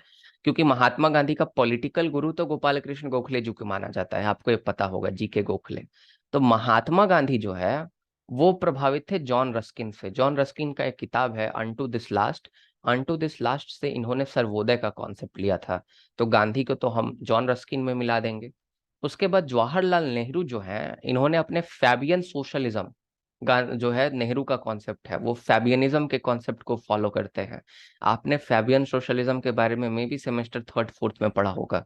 तो फैबियन सोशलिज्म का जो आइडिया है ना, वो सिडनी वेब से जो है बोरो किया है नेहरू जी ने। इस चीज को ध्यान में रखिएगा। और नेहरू जी के एक और बहुत ही फेमस गुरु है हारोल्ड लास्की, इसके बारे में भी आप ध्यान में रख सकते हैं। और हारोल्ड लास्की बहुत फेमस जो है पॉलिटिकल थिंकर भी हैं, इनके बारे में कभी बाद में डिस्कस करेंगे। तो हारोल्ड लास्की जो है प्रोफेसर रहे हैं जवाहरलाल नेहरू जी के, जब वो इंग्लैंड में पढ़ा करते थे, मतलब क्लासरूम में सामने पढ़ाते थे, जैसे मैं अभी आप लोगों को पढ़ा रहा हूँ उस तरह से। और जॉन डेवी जो है ये प्रोफेसर रह चुके हैं बी आर अम्बेडकर के, क्लासरूम प्रोफेसर रह चुके हैं बी आर अम्बेडकर साहब के। तो बी आर अम्बेडकर साहब को मिला दीजिए जॉन डेवी के साथ। और ई एम एस नंबूरी जो है, ये नामबोरी पद आपके केरला के चीफ मिनिस्टर रह चुके हैं। ये आपका सीपीआईएम के फाउंडर भी हैं, फाउंडिंग मेंबर हैं। और नामबुरी पद जो है ये वी आई लेनिन से काफी ज्यादा प्रभावित थे, क्योंकि ये मार्क्सिस्ट है। तो ये कॉमन सेंस का क्वेश्चन था, ये पहले यूपीएससी में इस तरह का पूछा जाता था। तो आप देखिएगा पहले जो यूपीएससी का पैटर्न था कि लाइक ऑप्शनल में एमसीक्यू देते थे, और जो आपका प्री में भी होता था वो आपका ऑप्शनल पेपर से एमसीक्यू आता था। तो अब जो पॉलिटिकल साइंस वाला जो ऑप्शनल पेपर का एमसीक्यू आता है ना, मैंने बहुत गौर किया है कि वो सेम क्वेश्चन अब रिपीट वो कर देते हैं। कहाँ पे रिपीट कर देते हैं? तो नेट के एग्जामिनेशन में। और नेट में रिपीट करते हैं तो वो आपका सीयूईटी पीजी में भी आएगा। तो इस तरह से आप एनालिसिस करके देख सकते हैं, है ना। आई होप आपको क्लियर हो गया होगा। आगे देखते हैं। अरे बाप रे, बड़ा खतरनाक टाइम लगेगा जिसको डिस्कस करने में। अच्छा, कौन सा करेक्टली पेयर्ड नहीं है, इस चीज को हम लोग देखने की बात करेंगे, मतलब देखने का कोशिश करेंगे। ओके। तो यहाँ पर महात्मा गांधी आइडियाज। तो महात्मा गांधी आइडियाज जो है ये सी एफ एंड्रूज का ही है। द गांधीयन वे जो है, द गांधीयन वे जो है ये जेबी कृपलानी का ही है। Marks Gandhian socialism Ram Manohar Lohia का ही है। लेकिन गांधीज पॉलिटिकल फिलोसफी ये भीखू पारिक ने लिख रखा है, तो ये जो है ये भीखू पारिक का होगा, बी आर नंदा का नहीं होगा। इस चीज को ध्यान में रखिएगा। तो इसीलिए ऑप्शन डी जो है आपका सही आंसर हो जाएगा, वो भीखू पारिक का है। और बाकी जितने भी मिलाए हुए हैं, मॉक टेस्ट में ये नहीं करना रहता कि बस बस आंसर याद कर लेना है कि लाइक गांधी पॉलिटिकल फिलोसफी जो है वो भीखू पारिक ने लिख रखा है, बी आर नंदा ने नहीं लिख रखा है। साथ में ऑप्शंस भी याद करने हैं कि अच्छा ठीक है, Mahatma Gandhi idea C F Andrews का है, the Gandhian way J B Kripalani का है, मार्क्स गांधीयन सोशलिज्म जो है वो लोहिया साहब का है। तो ये सब भी याद करते चलना है, ऐसा नहीं कि बस आंसर रट लो और बाकी सब छोड़ देना, तो मॉक का कोई फायदा होगा नहीं। तो आई होप क्लियर है आप सबको। अब आगे हम लोग चलते हैं। अच्छा देखिए, मैं स्टेटमेंट वाले पर तो सबको इतना खतरनाक फंसाता हूँ अपने से सेट करके कि इसको सही से आंसर कर ले, ये बड़ा मुश्किल है अपने आप में स्टेटमेंट वाले क्वेश्चन को। चलिए स्टेटमेंट देखते हैं। कौटिल्य के बारे में स्टेटमेंट दिया हुआ है कि Kautilya divine origin theory of state को सपोर्ट करते थे। बिल्कुल गलत बात है, मनु इस चीज को सपोर्ट किया करते थे, कौटिल्य नहीं सपोर्ट करते थे।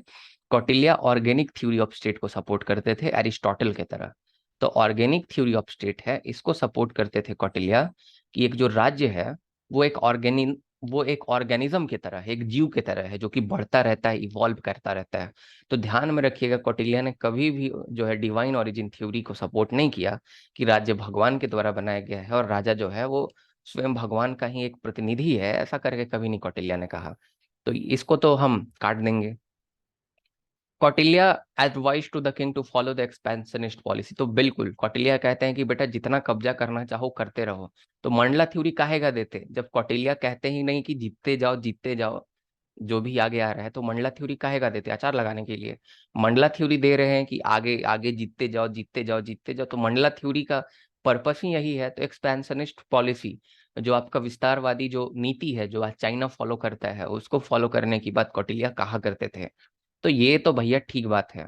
कौटिल्य को आमतौर पर मैकियावेली से कंपेयर कर दिया जाता है, ये भी ठीक बात है, मैंने कुछ देर पहले भाषण दिया इसके बारे में। इनका जो किताब है अर्थशास्त्र, ये 15 अधिकरण में डिवाइडेड है। अधिकरण का मतलब क्या होता है? अधिकरण का मतलब होता है चैप्टर्स। तो बिल्कुल ठीक बात है, अर्थशास्त्र को 15 अधिकरण में बांटा हुआ है। तो इस चीज को आपको ध्यान में रखना है। ओके। तो आई होप आपको पता चल गया होगा कि आंसर क्या है इसका। 2, 3 एंड 4 आर करेक्ट। तो ऑप्शन नंबर बी इसका आंसर है, ना कि ऑप्शन नंबर डी इसका आंसर, ना कि ऑप्शन नंबर सी इसका आंसर है जो कि मेरे स्टूडेंट ने लगाया है। ऑब्वियसली यासरीफा जमान का कॉपी नहीं है, मैंने किसी और का लाया है। तो ऑप्शन नंबर बी होगा, है ना, जैसा कि मैंने आपको बताया, क्योंकि कौटिल्य जो है अरिस्टोटल की तरह ऑर्गेनिक थ्योरी ऑफ स्टेट को सपोर्ट किया करते थे। ये चीज मैंने यहाँ फीडबैक में लिख भी दिया है। तो आई होप ये क्लियर है सबको। आगे 29 में चले जाते हैं। अभी ही मैंने इसके बारे में आपको कुछ देर पहले बताया है। तो ही फाउंडेड ऑर्गेनाइजेशन कॉल्ड मित्र मेला इन 1899। तो मित्र मेला तो बनाया था ना भाई, अभिनव भारत भी तो बनाया है ना इन्होंने। अभिनव भारत 1904 में बना रखा है ना वीर सावरकर साहब ने। क्योंकि सावरकर के रिस्पेक्ट में आपको ये स्टेटमेंट्स देखना है, तो मित्र मेला तो इनका है 1899 का। तो ये तो ठीक बात है ना, ये गलत तो नहीं है। कि सपोर्टेड जिन्नास डिमांड ऑफ पाकिस्तान, कभी नहीं, कभी लाइफ में नहीं। ये अखंड भारत के सपोर्टर थे, जिन्ना के पाकिस्तान के डिमांड को अंबेडकर जी ने सपोर्ट किया था, ना कि सावरकर ने सपोर्ट किया था। तो इस चीज को आप ध्यान में रखेंगे। तो टू तो गया भाई, टू तो हो ही नहीं सकता आंसर, है ना। उसके बाद ही फाउंडेड अभिनव भारत, यहाँ तक तो बात ठीक है। And India house, India house कहाँ इन्हें फाउंड किया, मतलब फॉर्म किया है। इंडिया हाउस कहाँ सावरकर जी ने जो है बनाया है, इंडिया हाउस सावरकर जी ने बनाया है, नहीं बनाया है ना। इंडिया हाउस तो श्यामाजी कृष्ण वर्मा ने बनाया है ना इंग्लैंड में। इंडिया हाउस के तो बस सदस्य रहे हैं जो सावरकर हैं। तो ये कहना कि इंडिया हाउस भी इन्होंने बनाया तो गलत हो जाएगा ना। तो ये तो स्टेटमेंट गलत हो गया पूरे पूरे तरह से। उसके बाद आगे लिखा हुआ है is the founder of Hindu Mahasabha. Hindu Mahasabha बनाया 1915 में पंडित मदन मोहन मालवीय ने, ना कि इन्होंने बनाया है। तो ये भी गलत बात है। तो इसमें आंसर क्या हो जाएगा, ओनली वन इज करेक्ट, तो आंसर नंबर डी हो जाएगा। ओके। और जिस स्टूडेंट ने भी आंसर किया ठीक ही आंसर कर रखा होगा, तो ये ठीक बात है। उसके बाद हम लोग आगे जाएंगे और आगे क्वेश्चन नंबर 30 को हम लोग डिस्कस करेंगे। The Arctic home of Vedas. The Arctic home of Vedas जो है, ये किसके द्वारा लिखा गया है, तो ये आपका बाल गंगाधर तिलक के द्वारा लिखा गया है। ओरियोन जो है इन्हीं के द्वारा लिखा गया है। गीता रहस्य जो किताब है इन्हीं के द्वारा लिखा गया है। तो ये तीन चार किताब जो है आपको ध्यान में रखना है।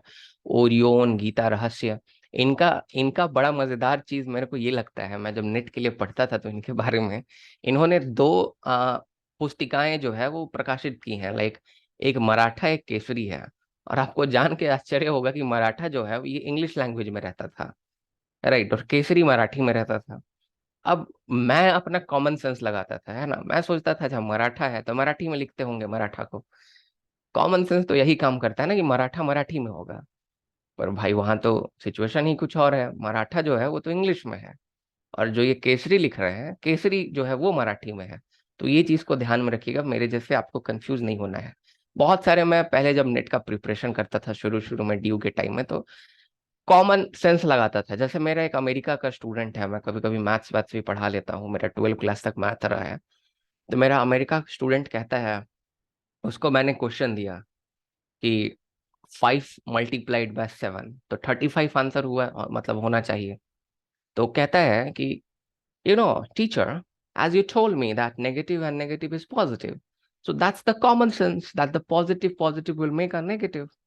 उसका कहना था कि आपने बताया है कि माइनस माइनस प्लस होता है, तो प्लस प्लस कॉमन बात है कि माइनस होना चाहिए, है ना। तो उसने मेरे को आंसर दिया कि 7 × 5 जो होगा या 5 × 7 वो 35 नहीं होगा, वो -35 होगा, क्योंकि उसको लगा कि प्लस प्लस माइनस बना देंगे। तो ऐसी गलतियां हम करते हैं अपने जीवन में, तो ये गलतियों से बचना है ना।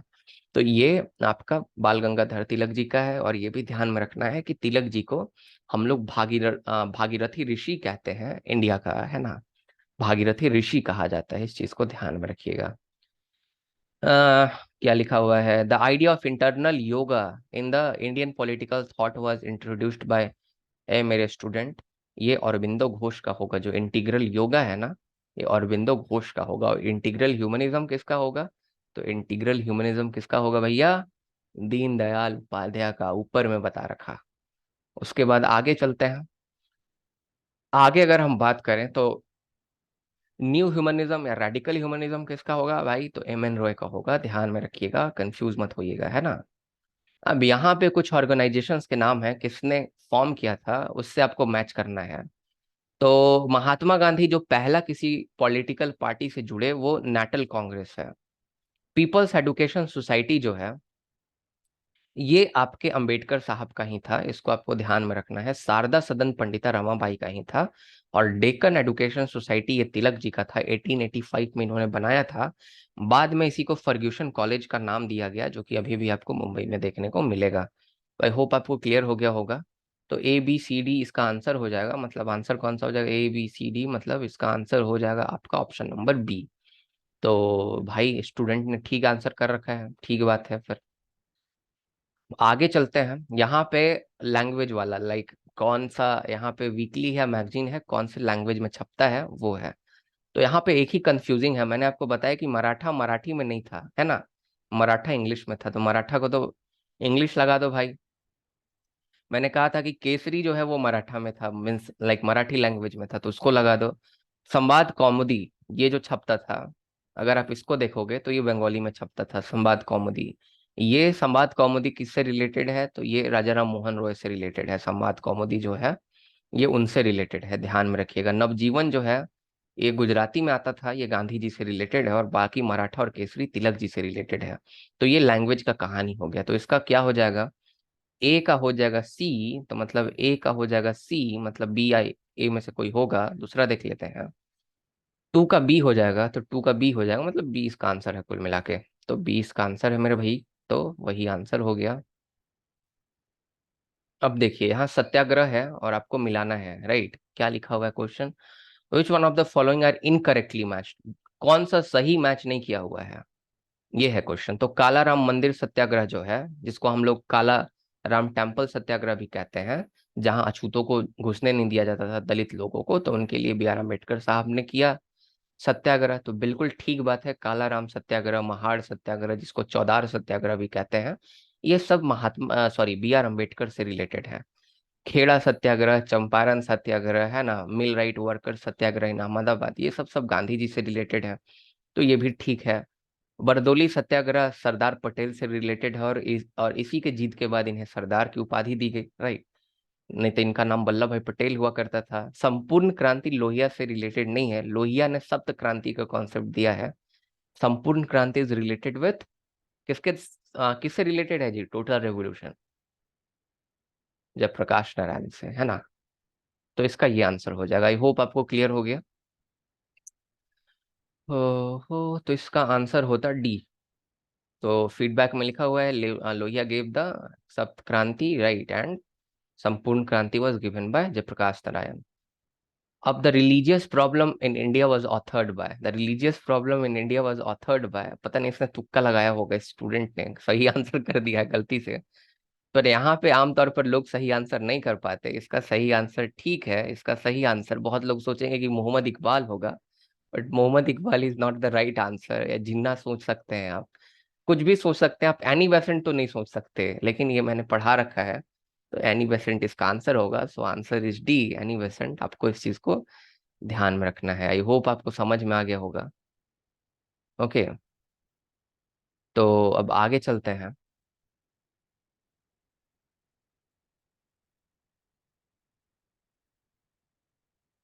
महात्मा Gandhi return to India in 1891 after completing his degree in law.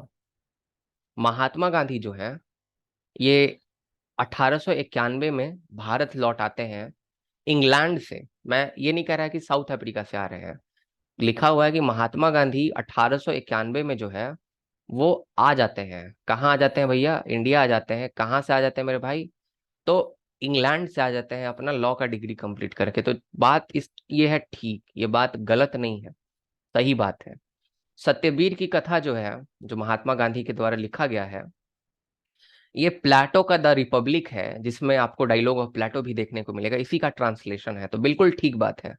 लेकिन मेरे भाई ये इंग्लिश ट्रांसलेशन नहीं है, सत्यवीर की कथा गांधी जी ने गुजराती में लिख रखा था, ना कि अंग्रेजी में लिख रखा था। समझ में आया बात। तो इसीलिए सेकंड स्टेटमेंट हो गया गलत, क्योंकि यहाँ पे इंग्लिश मैंने घुसा जो है यहाँ घुसा दिया है, यहाँ मुझे गुजराती लिखने का काम था, है ना।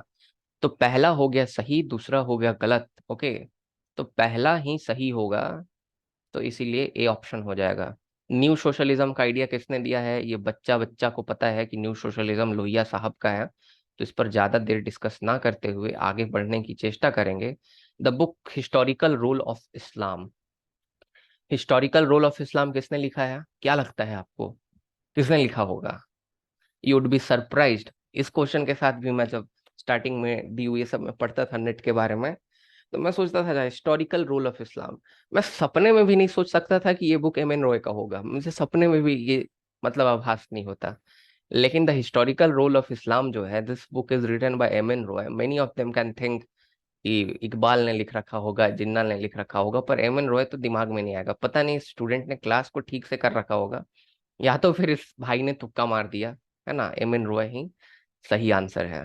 तो आई होप आप सबको क्लियर हो गया होगा। उसके बाद ये बुक मिलाना है आप सबको। तो सत्यार्थ प्रकाश, अभी ही कुछ देर पहले मैंने बोला, Swami Dayanand Saraswati, modern encroachment on the ancient right of women. तो यहाँ पे बात यह है कि राजा राम मोहन रॉय का मानना है कि पास्ट में विमेन को बहुत सारे अधिकार दिए गए थे, और पास्ट में जब विमेन को बहुत सारे अधिकार दिए गए थे, तो उस टाइम में अगर हम देखें तो अधिकार थे, लेकिन ये जो एंशियंट राइट है ये मॉडर्न जमाने में इसको छीन लिया गया है, इनक्रोच कर लिया गया। तो ये आपका राजा राम मोहन रॉय से हो जाएगा, द अनटचेबल विमेन। अब यहाँ पे धोखा खाओगे मेरे भाई। अनटचेबल विमेन को कभी कभी चंडालिका के नाम से भी संबोधित करते हैं इस बुक को, है ना। मैं सोचता था कि द अनटचेबल विमेन जो है किसने लिखा होगा, आम बात है बी आर अम्बेडकर ने लिखा होगा, कॉमन सेंस। पर ये कॉमन सेंस है, गलत, ऐसा नहीं है। जो अनटचेबल विमेन है ये बुक किसने लिखा है मेरे भाई, ये टैगोर साहब का है, ना कि ये आपका बी आर अम्बेडकर साहब का है। बी आर अम्बेडकर साहब का बुद्धा एंड हिज थमा है। ओके, इस चीज को ध्यान में रखिएगा। अब आगे चलते हैं मेरे भाई। अब यहाँ पे which one of the following is not associated with Mohammad Iqbal, है ना। तो मोहम्मद इकबाल से कौन सा रिलेटेड नहीं है।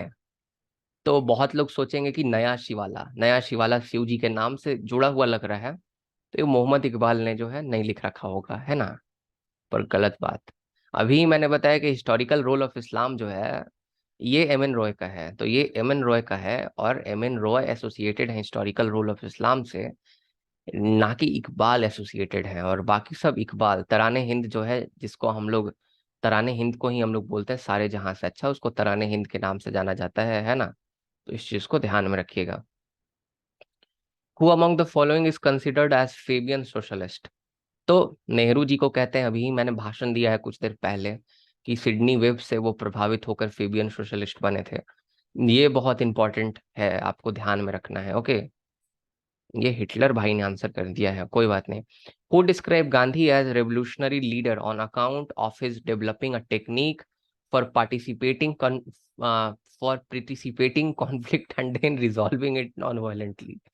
बड़ा खतरनाक स्टेटमेंट है। लिखा हुआ है कि गांधी एक रेवोल्यूशनरी लीडर थे, क्रांतिकारी लीडर थे। पहले वो खुद जो है वो जड़ फसाद खुद पैदा किया करते थे, खुद क्रिएट किया करते थे कॉन्फ्लिक्ट को, और उसके बाद जो है नॉन वायलेंट तरीके से रिजॉल्व किया करते थे। गांधी मास्टर आदमी थे भाई। तो बिल्कुल ठीक बात है, ये आपका डोनाल्ड ई स्मिथ का ये जो है कथन है, राइट। तो इसका आंसर हो जाएगा आपका डोनाल्ड ई स्मिथ, ये वाला जो है ये आंसर हो जाएगा, ये वाला, है ना। तो ये आपको ध्यान में रखना है, Donald E Smith is the correct answer. I hope आपको समझ में आ गया होगा। ओके, तो बी आंसर होगा, ध्यान रखिएगा। ये बहुत बहुत बहुत बहुत बहुत बहुत इंपॉर्टेंट क्वेश्चन है, यहाँ ये क्वेश्चन आने का बहुत ज्यादा चांसेस, ये मेरा गट फीलिंग बोलता है कि ये क्वेश्चन आएगा।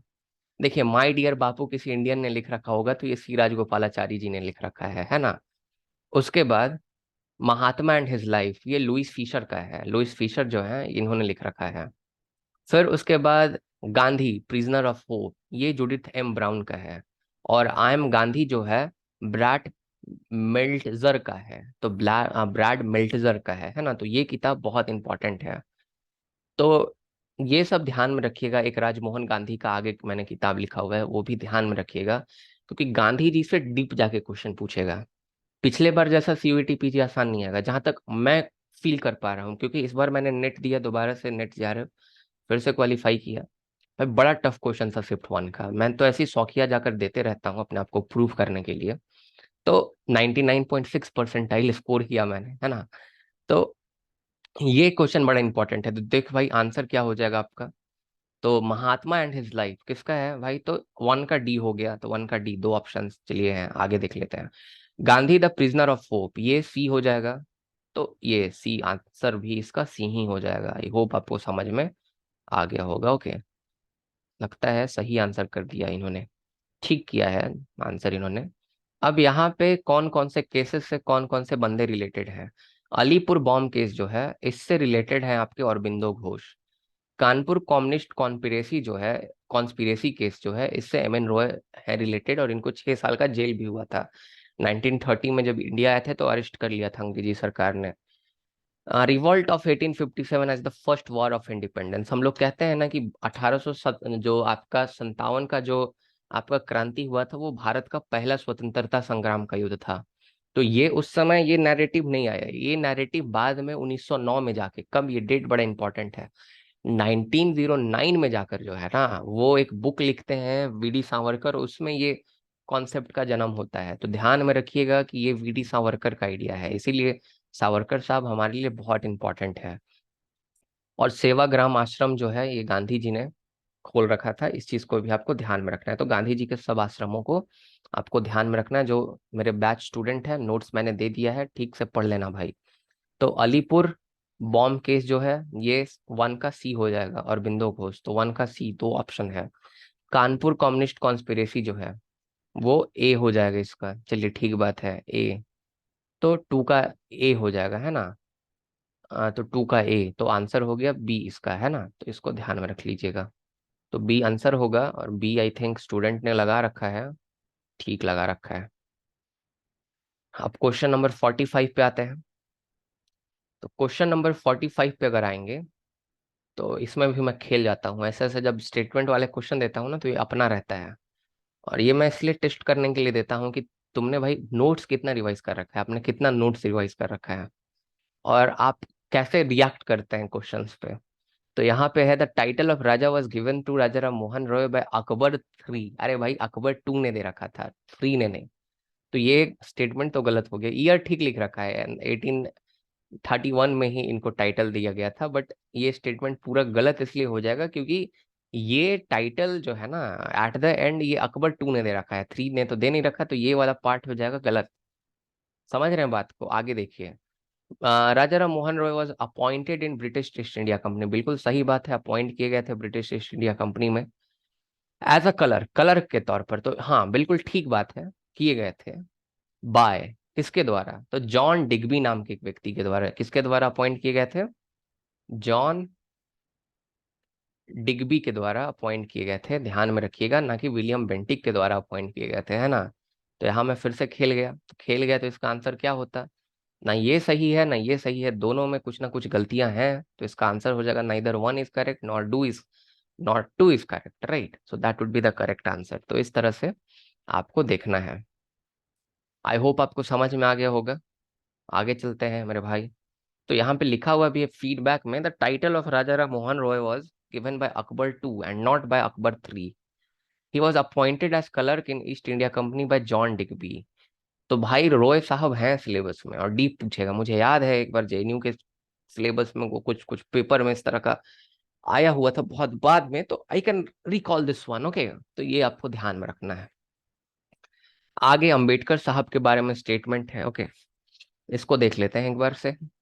ही सपोर्टेड स्टेट सोशलिज्म, बिल्कुल स्टेट सोशलिज्म को अंबेडकर जी सपोर्ट किया करते थे, कोई शक की बात नहीं है, इसीलिए तो वो रिजर्वेशन का पॉलिसी ये सब लेकर आते हैं कि समाज में जो है सोशलिज्म जब भी लाएगा तो राज्य ही लेकर आएगा, वरना हम सोशलिज्म ला ही नहीं सकते। तो ये तो ठीक बात है। He supported the Jinnah's demand for the Pakistan, बिल्कुल इन्होंने सपोर्ट किया था Jinnah demand of Pakistan. Quit India movement जो गांधी जी के द्वारा जो आया था उसको कहा था कि this is the mad venture of Gandhi, Gandhi ji ये पागलपन कर रहे हैं, राइट। देखिए अंबेडकर जी अपने जगह पे सही थे, अंबेडकर जी का मानना ये था, चाहे उन्होंने पाकिस्तान के डिमांड को सपोर्ट किया या क्विट इंडिया मूवमेंट को सपोर्ट किया, यहाँ बात ये है ना कि आप अगर स्वतंत्रता दे भी देते हैं, और स्वतंत्रता देने के बाद उसके बाद फिर क्या, स्वतंत्रता देने के बाद भी अगर आप देखेंगे तो जो दलित है क्या उसका स्थिति सुधरेगा।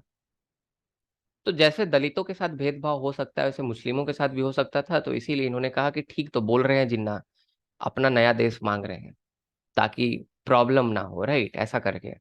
या कहते थे कि पहले आप रिफॉर्म करें समाज में, पहले दलितों को अधिकार दें तब देश आजाद कराएं। तो इसीलिए क्विट इंडिया मूवमेंट को भी इन्होंने सपोर्ट नहीं किया था, बहुत सारे रीजन है, ओके। बहिष्कृत हितकरनी सभा 1924 में जो है इनके द्वारा स्थापित किया गया था, तो बिल्कुल ठीक बात है, बहिष्कृत हितकरनी सभा डेट्स इंपॉर्टेंट है, स्थापित किया था इन्होंने। तो all the above, all the statements are correct, that would be the correct answer. I hope आपको समझ में आ गया होगा। और 47 में चलते हैं।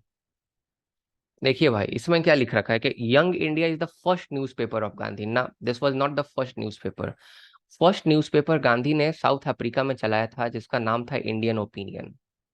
तो पहला न्यूज़पेपर जो गांधी जी का द्वारा था वो था इंडियन ओपिनियन, ना कि यंग इंडिया। इस चीज को ध्यान में रखिए।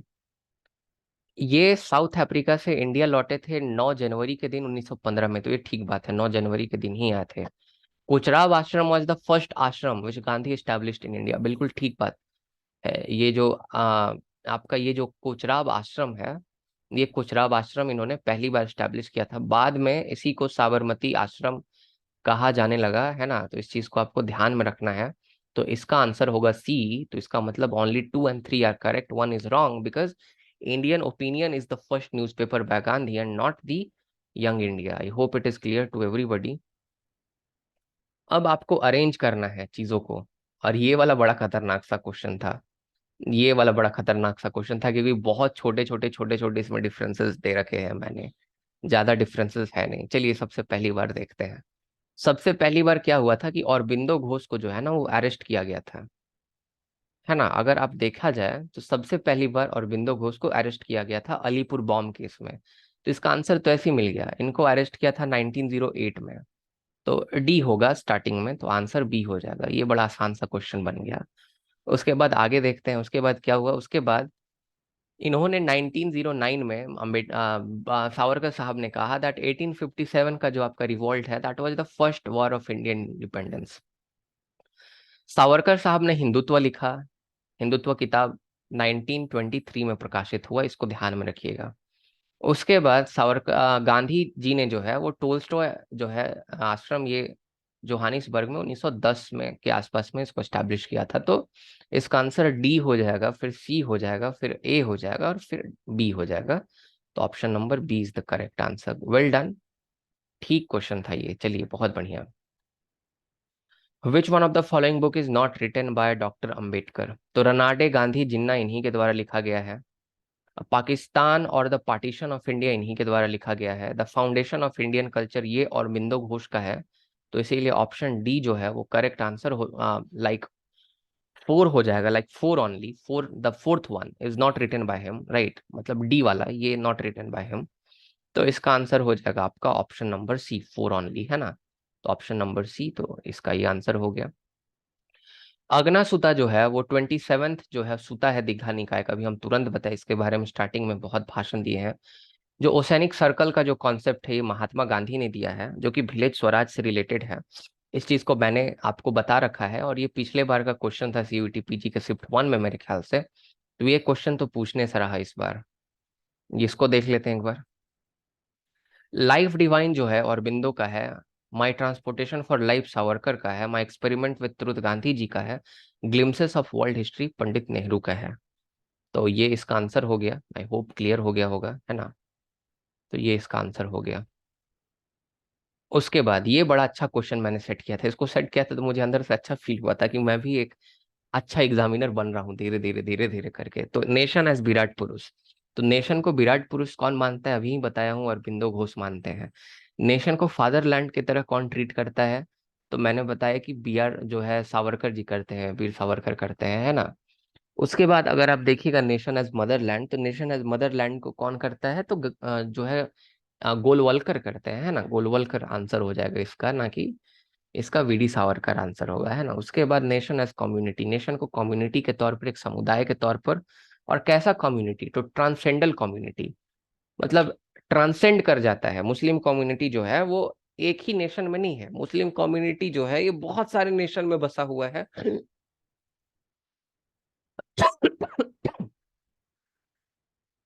मुस्लिम कम्युनिटी जो है, 2 मिनट का फिर से ब्रेक। तो वेलकम बैक भाई। देखिए मैं बहुत थक जाता हूँ पढ़ा पढ़ा के, इसीलिए इसका 500 भी नहीं लेंगे। 800 क्वेश्चन का तो क्या लेंगे, फिर तो कुछ हुआ नहीं ना। तो इसीलिए एक तरह से मेहरबानी ही कर रहे हैं स्टूडेंट्स पे, क्योंकि मुझे इतना मेहनत करने का जरूरत नहीं है। कि मैं काम भर अर्न कर लेता हूँ लेक्चरशिप और बाकी चीज़ों से। तो नेशन एज विराट पुरुष मैंने बता दिया, नेशन एज कम्युनिटी का कॉन्सेप्ट मोहम्मद इकबाल का था, राइट। तो आई होप ये क्लियर है सबको। अब क्वेश्चन नंबर 54 में चलते हैं। वंदे मातरम किससे रिलेटेड है, अभी ही मैंने बताया। तो वंदे मातरम और अरबिंदो घोष से, कहाँ है अरबिंदो घोष भाई, यहाँ पे। यंग इंडिया जो है गांधी जी से रिलेटेड है। फिर नेशनल हेराल्ड जो है वो पंडित नेहरू से रिलेटेड है। और समथा जो है, ये आपका, ये सब सब न्यूज़पेपर और जर्नल्स के नाम है, ये आपके अंबेडकर से रिलेटेड है। आई होप क्लियर हो गया होगा। तो इस चीज को आपको ध्यान में रखना है।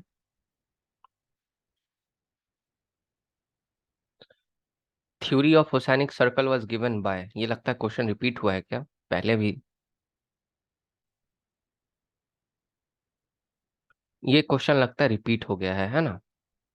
तो ये आपका महात्मा गांधी होगा, मैंने बता ही दिया। अब इसके बाद हम इसको देखते हैं। इंडिपेंडेंट लेबर पार्टी कब बना, न्यू सोशलिस्ट पार्टी कब बना। तो देखिए, न्यू सोशलिस्ट पार्टी तो मनोहर लोहिया ने बनाया था, तो सबसे बाद में बना होगा। तो ऐसा सोचिए, सबसे बाद में उसको कर दीजिए। उसके बाद जो आपका आगे हुआ, all India schedule caste federation, ये 1942 में बना था। फिर इंडिपेंडेंट लेबर पार्टी जो है, ये 1936 का है। और आपका ये जो बना हुआ है जी, ये जो महार या चौदार सत्याग्रह हुआ, ये आपका 1927 में हुआ। तो ये आपको ध्यान में रख लेना है, इसको आपको मिला लेना है। Independent labour party Ambedkar ji का है। ये सब ये लोहिया जी का है बस, और बाकी सब अंबेडकर जी का है। ये सब तीनों अंबेडकर जी से रिलेटेड है, तो इसको ध्यान में रख लेना है। अब आ जाते हैं 57 नंबर में। 57 में देखेंगे, जयप्रकाश नारायण का बुक है वाई सोशलिज्म। राम मनोहर लोहिया का थेसिस पेपर था salt taxation in India. Mohammad Iqbal का है आपका the reconstruction of religious thought in Islam. और द हिस्ट्री ऑफ इस्लाम जो था, द हिस्टोरिकल वाला करके, वो एम एन रॉय का था, ध्यान में रखना। बरानी का फतवा जहानदारी है। तो ये इसका आंसर हो गया 57 का, है ना। उसके बाद आगे आ जाते हैं। मार्क्स, गांधी एंड सोशलिज्म किसका है भाई। तो मार्क्स, गांधी और सोशलिज्म जो है, ये आपका लोहिया का है। उसके बाद डिस्कवरी ऑफ इंडिया, ये नेहरू जी का है। स्वदेशी समाज, ये रविंद्रनाथ टैगोर का है। स्पिरिट ऑफ इंडियन नेशनलिज्म जो है, ये बिपिन चंद्र पाल का है। बिपिन चंद्र पाल से एक और आपको ध्यान में रखना है, इन्होंने ऑर्गेनिक थ्योरी ऑफ नेशन दिया था, ऑर्गेनिक कॉन्सेप्शन ऑफ नेशनलिज्म दिया था बिपिन चंद्र पाल ने। तो ये भी इनसे इंपॉर्टेंट क्वेश्चन आ सकता है, राइट। तो ऑर्गेनिक थ्योरी ऑफ नेशन किसने दिया है, बिपिन चंद्र पाल ने, जैसा कि मैंने आपको बताया। अब राजा राम मोहन रॉय क्या सपोर्ट नहीं किया करते थे, इसको देखते हैं। मोनोथिज्म मतलब एक ही भगवान को मानना, तो मोनोथिज्म को सपोर्ट करते थे, ठीक बात है। ब्रिटिश रूल को सपोर्ट करते थे, बिल्कुल ठीक बात है, करते थे। ब्रिटिश लोग को अच्छे लोग मानते थे, लाइक मोहन रॉय जो थे वो। पॉलीथिज्म को सपोर्ट नहीं करते थे, लाइक मूर्ति पूजा और बहुत सारे भगवानों को पूजा करना सपोर्ट नहीं करते थे। सी कुछ जो सेक्युलरिज्म है, धर्मनिरपेक्षता, इसको सपोर्ट किया करते थे। तो आंसर सी हो जाएगा। तो ये इसका आंसर हो गया। उसके बाद हम आगे देखें क्वेश्चन नंबर 61 में। तो हाउ मेनी प्रकृतिज और combinations are possible in Kautilya mandala theory. तो कौटिल्य के मंडला थ्योरी में टोटल आपके 72 जो है, ये आपके प्रकृतिज जो है, ये पॉसिबल है। तो ये रटने वाला क्वेश्चन, इसको याद रखिएगा, पर ये बहुत बहुत बहुत इंपॉर्टेंट क्वेश्चन है, एग्जाम में आ सकता है। तो इसको ध्यान में रखना है। हम आगे देख लेते हैं। Who wrote the biography of. तो इसका आंसर हो जाएगा राम वृक्ष बेनीपुरी, जो है जयप्रकाश नारायण का बायोग्राफी लिखते हैं, है ना। तो राम वृक्ष बेनीपुरी जो है वो इसका आंसर हो जाएगा। Pandita Ramabai was accorded the title of Pandita. क्यों पंडिता रामाबाई को पंडिता का टाइटल दिया गया था, क्योंकि ये संस्कृत की स्कॉलर थी, इसीलिए इनको पंडिता का, इसीलिए इनको पंडिता का टाइटल दिया गया था, क्योंकि ये संस्कृत की स्कॉलर थी, इसीलिए। तो इसका ऑप्शन डी हो जाएगा, इस चीज को ध्यान में रखिएगा। उसके बाद ऑप्शन नंबर 64, ये बड़ा इंपॉर्टेंट क्वेश्चन है, ये बड़ा इंपॉर्टेंट है। देखिए, who among the following said the state reorganisation commission the lamps are sworn of the wool and they are feeling intensity of cold. तो ये स्टेटमेंट जो स्टेट रीऑर्गेनाइजेशन कमीशन है, जो कि अबुल फजल जिसको फजल अली कमीशन के नाम से जाना जाता है, तो ये जो आपका एस्टैब्लिश हुआ, तो इसको बी आर अम्बेडकर ने कहा कि ये तो उसी भेड़ियों के जैसा है जिससे खुद ऊन के लिए, ऊन समझते हैं ना, उल के लिए जो है निकाला जाता है, ऊन निकाला जाता है, लेकिन खुद भेड़िए जो है बेचारा, उनका ऊन निकाल लिया जाता है तो वो बाद में खुद जो है कोल्ड फील करते हैं। तो ये स्टेटमेंट दिया था। इसका बहुत बड़ा हिस्टोरिकल पर्सपेक्टिव है, उतना नहीं जाएंगे, पर बी आर अम्बेडकर इसका आंसर होगा, इस चीज को ध्यान में रखिएगा। आई होप क्लियर हो गया सबको 64 क्वेश्चन। 65 देखते हैं। Adi Ambedkar Samaj movement is related to which state. तो बहुत कुछ सोचेंगे Ambedkar ji was from Maharashtra, but ये जो आपका है ना आदि अम्बेडकर समाज मूवमेंट, ये पंजाब में हुआ था, तो इस चीज को ध्यान में रखना है। उसके बाद who set the shroud of buttress is holy there for the बागनक of Shivaji is of fair fame, therefore the beheading of Charles I is just deed, therefore arrow of William Tell is divine। तो ये Brutus is Holi, the sword of Brutus is Holi, ये कहते हैं आपके सावरकर साहब। ये सावरकर जी का स्टेटमेंट है। इसका भी लंबा, लाइक आप अगर कोई गलत कर रहा है, आप उसके साथ गलत करते हैं, उसको आप मार भी देते हैं, तो वो ठीक बात है, वो जस्टिफाइड है, क्योंकि इस तरह से ही अर्जुन ने भी किया था ना, श्री कृष्ण ने भी तो यही पाठ पढ़ाया था। तो ऐसा है, ऐसा साइड करके कहते हैं बी आर, जो सावरकर साहब है उनका स्टेटमेंट है, राइट, ध्यान में रखिएगा। The politics of society must be based on two principle. जो राजनीति है समाज में, वो दो सिद्धांतों पर होना चाहिए। ट्रीट अदर्स एज सेल्फ, दूसरों को उसी तरह से रिस्पेक्ट करें, उसी तरह से ट्रीट करें जैसा आप चाहते हैं कि दूसरे आपको रिस्पेक्ट करें। उसके बाद help other person is need, दूसरे लोगों को जरूरत पर मदद करें। ये पॉलिटिक्स जो है, एक समाज में पॉलिटिक्स का जो दो प्रिंसिपल है, यही होना चाहिए। तो ये अरबिंदो घोष का है, इसको ध्यान में रखिएगा, ये अंबेडकर जी का नहीं है, इन्होंने अंबेडकर कर दिया आंसर, जो मेरे स्टूडेंट थे। अब 68 क्वेश्चन में लिखा हुआ है कि कितने तरह का इम्बिजलमेंट होता है। इम्बेजलमेंट का मतलब कितने तरह से करप्शन वरप्शन धोखाधड़ी करते हैं जो गवर्नमेंट में ऑफिसर होते हैं, गवर्नमेंट मनी का। तो ये कौटिल्य के अर्थशास्त्र में मेंशन किया गया है। और 40 जो है तरह के इम्बिजलमेंट के बारे में कौटिल्य बात करते हैं, 40 तरह के इम्बिजलमेंट के बारे में। ये भी बड़ा इंपॉर्टेंट क्वेश्चन है, इसको ध्यान में रखिएगा, बहुत इंपॉर्टेंट हो जाएगा आपके लिए एग्जाम पर्सपेक्टिव के लिए। उसके बाद आगे देखते हैं हम। कौटिल्य के अनुसार राजा का धर्म क्या है। तो किंगडम का रक्षा करना, टेरिटरी और प्रॉपर्टी का रक्षा करना, अपने सब्जेक्ट का रक्षा करना, तो सभी राजा का धर्म होता है। तो डी ऑप्शन है। ये बड़ा आसान क्वेश्चन है, और इस तरह का एक दो जो है आपको फुल टॉस देखने को मिलेगा एग्जाम में भी। अब 70 नंबर पे आ जाते हैं। किसको हम लोग रिगार्ड करते हैं like father of modern Tamil Nadu. तो इसका आंसर हो जाएगा ईवी रामास्वामी नाइकर। तो ध्यान में रखिएगा। और भी रामास्वामी नाइकर जो है सेल्फ रिस्पेक्ट मूवमेंट से जुड़े हुए हैं, जो कि 1925 में शुरू हुआ था। ये एंटी ब्राह्मणिकल मूवमेंट था, सेल्फ रिस्पेक्ट मूवमेंट।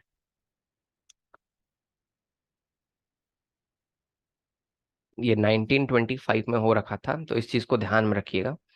और इन ये जस्टिस पार्टी से भी जुड़े हुए हैं। 1917 के आसपास में जस्टिस पार्टी को फॉर्म किया गया था। बाद में जस्टिस पार्टी ही डीके बनती है, फिर डीएमके बनती है, फिर एआईएडीएमके बनती है, इस तरह से इवॉल्व होती है।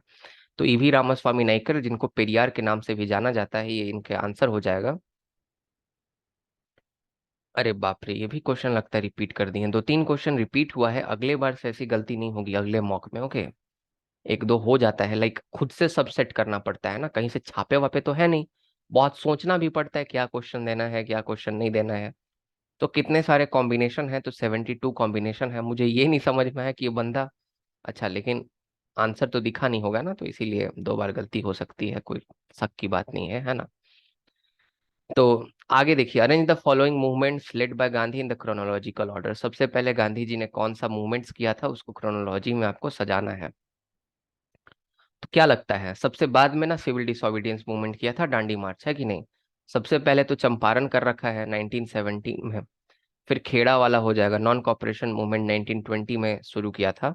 और ये 1930 में दांडी मार्च शुरू किया था। तो इसका आंसर ऐसे हो जाएगा कि आपका पहले 4 हो गया, पहले 4 हो गया, फिर 2, फिर 1, ऐसा करके सी वाला ऑप्शन हो जाएगा।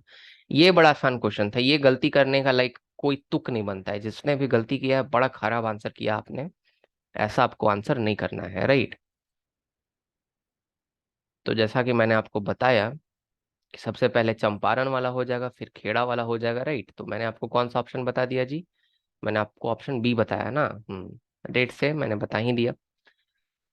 देखिए, सावरकर कभी नहीं चाहते थे कि पाकिस्तान बने। सावरकर अखंड भारत चाहते थे। सावरकर चाहते थे कि अगर स्टेट्स में, अगर दो अलग अलग स्टेट्स में अगर बंटता भी है हिंदू और मुस्लिम समाज, तो आर्मी और डिफेंस, कम्युनिकेशन और फॉरेन रिलेशन एक ही जगह सेंट्रल गवर्नमेंट के पास होनी चाहिए। और ये मुस्लिम और हिंदू के लिए अलग अलग राष्ट्र का डिमांड नहीं करते थे सावरकर साहब, इस चीज को ध्यान में रखिएगा। कहते थे कि मुस्लिम लोग को भी हम इक्वल जो है अधिकार देंगे, बराबर अधिकार देंगे। बस सावरकर साहब का दिक्कत ये है कि वो कह रहे हैं कि मुस्लिम माइनॉरिटी है तो उसको स्पेशल राइट क्यों दे हम? अगर एक हिंदू मेजोरिटी में है तो उसका क्या दोष है कि वो मेजोरिटी है इस कंट्री में? उसका तो कोई दोष नहीं है ना। तो क्यों स्पेशल फेवर किया जाए मुस्लिम्स को? ये सावरकर साहब का मानना था, राइट। लेकिन सावरकर कभी भी पाकिस्तान के बनने के सपोर्ट में थे ही नहीं। और ये बात सावरकर के बारे में जो है, सावरकर के बारे में ये बात जो है, ये कहा है बी आर अम्बेडकर ने। ये जो पूरा का पूरा स्टेटमेंट दे रखा है कि mister Savarkar insist that although there are two nation in India, India shall not be divided into two section. नहीं चाहते थे कि इंडिया दो सेक्शन में डिवाइड हो, okay. One for Muslim and one for Hindus, that two nation shall dwell in the one country. दोनों जो राष्ट्र हैं हिंदू मुस्लिम दोनों एक ही देश में रह सकते हैं, and shall live under the mental of one single constitution. और दोनों एक ही संविधान के अंतर्गत रह सकते हैं। In the trash about the political power flanked by the two nations, the rule of the game which mister Savarkar prescribe is one man one vote, be one man Hindu और मुस्लिम। और जो पॉलिटिकल गेम होगा, like जैसे चुनाव कराए जाएंगे, एक जो आपका दो सेक्शन एक ही देश में रहेगा, तो वन मैन वन वोट के सिद्धांत पे ऐसा किया जाएगा, राइट। हिंदू हो या मुस्लिम हो, उसको एक पर्सन को एक ही वोट दिया जाएगा। तो वो अपने जगह पे ठीक भी थे। जिन्ना का तो अलग डिमांड था ना, पाकिस्तान बनने का तो डिमांड ही अलग है, क्योंकि जिन्ना को डर था कि वो कभी पॉलिटिकल लीडर बन ही नहीं पाएगा यहाँ हिंदुस्तान में, और बन भी नहीं पाता, और ज्यादा दिन रहे भी कहाँ पाकिस्तान बनने के बाद। तो अम्बेडकर इसका आंसर होगा, right. Like B R Ambedkar, doctor Bhimrao Ambedkar इसका आंसर हो जाएंगे। He gave this statement, very important statement for you. ये वाला देख लेते हैं statement. Jawaharlal Nehru gave territorial nationalism, मैंने बता रखा, ठीक बात है। Veer Savarkar gave cultural nationalism, ये भी सही है। Ambedkar describe nationality and conscious of the kind awareness and existence of the tie of kingship, ये भी सही बात है।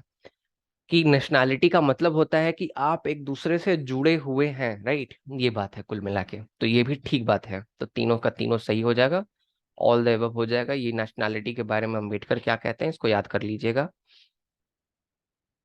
क्वेश्चन नंबर 75 में, अरे बाप रे, अच्छा ये तो दूसरा क्वेश्चन है ना। ये इंपॉर्टेंट है। ये जो ओसैनिक सर्कल का थ्योरी महात्मा गांधी ने दिया है, ये किस पर्सपेक्टिव में दिया? तो ये ग्राम स्वराज के पर्सपेक्टिव में दिया था, है ना। ओसैनिक सर्कल का थ्योरी अब यहाँ बताने में टाइम लगेगा। Patriotism can't be our final spiritual shelter. Patriotism जो है हमारा फाइनल स्पिरिचुअल शेल्टर नहीं हो सकता। देशभक्ति फाइनल नहीं है। I will not buy glass for the price of diamond. मैं जो है वो शीशे का ग्लास नहीं खरीदूंगा डायमंड, हीरे के कीमत में। I will never allow the patriotism to trump over humanity.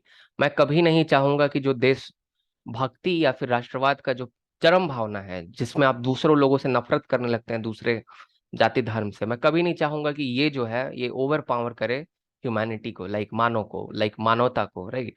As long as live, जब तक मैं जीऊंगा, ऐसा मैं नहीं कह रहा हूँ, इसलिए मेरे को मारने का कामना मत करना मेरे भाई। ऐसा टैगोर जी का कहना था, और आप लोग पढ़ भी रहे हैं अभी critic of nationalism by Tagore. तो एक कॉमन सेंस है, और इस स्टूडेंट ने भी कॉमन सेंस लगाया होगा कहीं ना कहीं, और टैगोर आंसर किया, ठीक बात है। Cautilya's अर्थशास्त्र exemplified the radical Machiavellianism. Compared to it, Machiavelli Prince is harmless. तो ये मैक्स वेबर का स्टेटमेंट है। मैक्स वेबर कहते हैं, पॉलिटिक्स एज वोकेशन नाम का एक उनका किताब है, उसमें मैक्स वेबर कहते हैं कि Kautilya is more Machiavellian than the Machiavelli himself. बड़ा इंपॉर्टेंट स्टेटमेंट है, Kautilya is more Machiavellian than the Machiavelli himself. मतलब कौटिल्य का अर्थशास्त्र जो है वो उसमें इतना खतरनाक खतरनाक पावर को परस्यू करने के लिए आपका बताया गया है टेक्निक, कि उससे अगर हम मैकियावेली को कंपेयर करें तो मैकियावेली तो बेचारा बच्चा है उसके सामने। अगर कौटिल्य के किंग को देखें तो कौटिल्य का किंग बड़ा विराट, बड़ा शक्तिशाली और बड़ा खतरनाक दिखाई देगा, और प्रिंस जो है मैकियावेली का वो हार्मलेस दिखाई देगा, एक बच्चे की तरह। तो एक तरह से तारीफ कर रहे हैं अर्थशास्त्र की जो आपका मैक्स वेबर है ना। कौटिल्य के सप्तंग थ्योरी में कौन सा ऑर्गन नहीं है? तो वर्ण सिस्टम ऑर्गन नहीं है, स्वामी है, अमात्य है, डंडा है, फिर दुर्ग जनपद है ना, फिर कोश है। सात हो गया। देखिए मैं गिना देता हूँ सात आपको। किंग हो गया जिसको हम लोग स्वामी कह रहे हैं, अमात्य हो गया, अमात्य मने जिसको हम मिनिस्टर कह रहे हैं, दो। तीसरा हो गया आपका, तीसरा जनपद हो गया। चौथा आपका हो गया दंड, दंड मतलब आपका एक तरह से आर्मी और पनिशमेंट समझ सकते हैं। पांचवा आपका दुर्ग हो गया जिसको फोर्ट कह सकते हैं, फिर जनपद आपका हो गया छठा, है ना, और सातवां आपका कोस हो गया। आई होप आपको क्लियर हो गया होगा। तो ये सात हैं आपके। अब रीजन असर्शन वाले में तो फिर से हम खेल जाते हैं। ये तो बड़ा आसान सा था यार। कॉन्सेप्ट, ये तो बड़ा आसान सा क्वेश्चन था यार। Concept of Swaraj was first propounded bye Gandhi. अरे भाई, गांधी से पहले भी स्वराज के बारे में बहुत लोगों ने बात किया। दादा भाई नौरोजी, पंडित मदन मोहन मालवीय, है ना, बहुत लोगों ने, मॉडरेट्स ने बात किया, तिलक जी ने बात किया स्वराज के बारे में। फिर स्वराज के बारे में अरबिंदो ने बात किया, तब जाके गांधी बात करते हैं। Gandhi was not first to propound the theory of swaraj, right? So that's the wrong statement. Assertion तो भैया हो गया गलत आपका। Swaraj regarded as self rule, self rule, perfection of self control, realisation of the spiritual inner freedom. बिल्कुल self rule है, self control है स्वराज का मतलब, गांधी जी के अनुसार। बिल्कुल ठीक बात है, सेकंड स्टेटमेंट जो है वो सही है। मतलब असर्शन फॉल्स हो जाएगा, पर आपका रीजन जो है वो करेक्ट है। ऑप्शन नंबर डी आंसर हो गया। बड़ा आसान सा क्वेश्चन था ये, मैं एक्सपेक्ट कर सकता था कि आप सही देंगे आंसर इसका। ये क्वेश्चन को चलिए मैं मिला देता हूँ जल्दी से। सावरकर का क्या हो जाएगा? Hinduised all politics and militarise Hinduism, है ना। एम एन रॉय का क्या हो जाएगा? तो एम एन रॉय का, he was convicted in the Kanpur conspiracy case. और बिंदु जो है वो लोटस एंड डैगर्स नाम के एक सोसाइटी से जुड़े हुए थे जब वो रहा करते थे वहाँ इंग्लैंड में। जयप्रकाश नारायण जो है, जयप्रकाश नारायण, तो जयप्रकाश नारायण जो है ये आपके जुड़े हुए हैं, ऑथर है एक बुक का, the plea of reconstruction of Indian polity. तो इस तरह से आपको इसको करना है, राइट। तो वन का डी हो जाएगा, तो वन का डी, वन का डी ठीक है। टू का हो जाएगा सी, तो टू का सी हो जाएगा, ठीक है। अभी भी दो सी डी में से कुछ हो सकता है। थ्री का ए हो जाएगा, तो थ्री का ए मतलब option number D is the correct answer. I hope आप सबको क्लियर होगा, ऑप्शन नंबर डी जो है वो करेक्ट आंसर है। ये क्या स्टेटमेंट दे रखा है मेरे भाई? गांधी का सर्वोदय का क्या मतलब होता है? कि वेलफेयर हो सिर्फ मेजोरिटी लोगों का? बिल्कुल गलत बात। वेलफेयर हो government by the majority party, government का वेलफेयर हो? बिल्कुल नहीं। प्रोटेक्शन हो माइनॉरिटी का? बिल्कुल नहीं। सर्वोदय का मतलब सबका उदय, सबका, सबका मतलब all, welfare of all section of the society, right, that would be the correct answer. Okay, तो इसका आंसर हो जाएगा आपका डी। तो डी मतलब डी ओनली, डी ओनली मतलब किस में है? तो सी में है, तो ऑप्शन सी इसका सही आंसर हो जाएगा। Who among the following analyzed Gandhi with the Marxian perspective in his book Mahatma and ism? तो ये थोड़ा सा डीप क्वेश्चन था, बट बहुत इंपॉर्टेंट क्वेश्चन, सीयूटी पीजी के लिए बहुत इंपॉर्टेंट क्वेश्चन। मैं आपको बता रहा हूँ, मेरा गट फीलिंग ऐसा कहता है कि मैं जो मॉक्स ले रहा हूँ उसी में से क्वेश्चन आएंगे, ऐसा मेरा अंदर दिल का मानना है।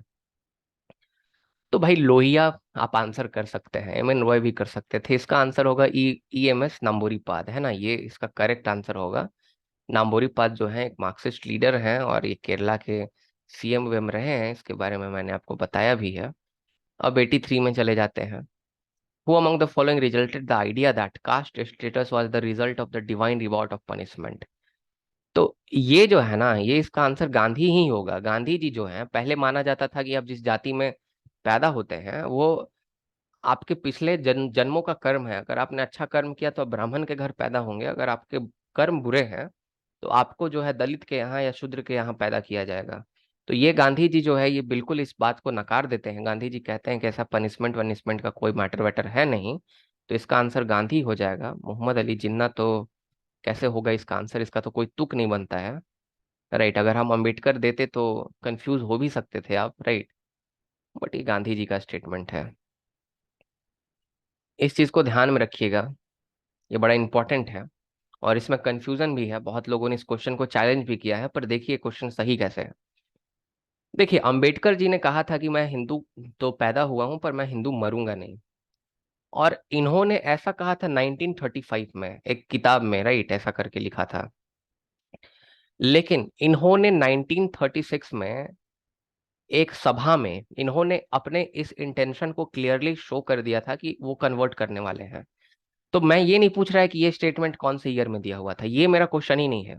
मेरा क्वेश्चन है कि कब कंफर्म एकदम 100% पता चल गया था कि ये बहुत जल्दी कन्वर्ट कर जाएंगे, बहुत जल्दी कन्वर्ट कर जाएंगे। 20 साल के आसपास लगे इनको कन्वर्ट करने में, बट उस समय इन्होंने इंडिकेशन दे दिया था।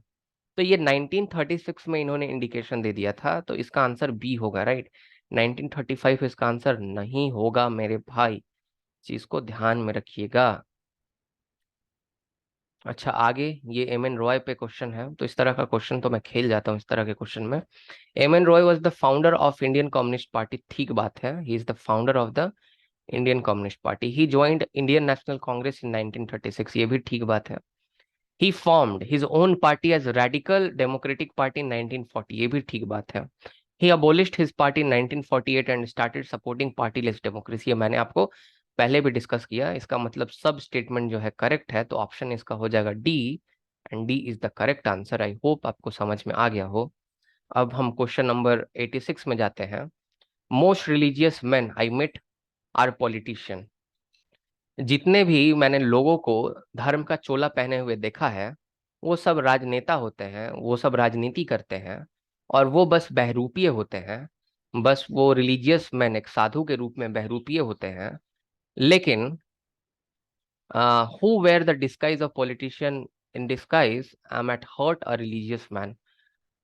लेकिन गांधी जी कहते हैं कि मैं भले ही एक राजनेता का चोला पहनता हूँ, एक नेता का चोला पहनता हूँ, लेकिन मैं अपने आत्मा से मैं एक साधु हूँ, मैं एक महात्मा हूँ। तो महात्मा गांधी का कहना यही था कि बहुत सारे मैंने लोगों को देखा है कि जो चोला तो पहनते हैं साधुओं का, लेकिन होते राजनेता हैं, राजनीति करते हैं।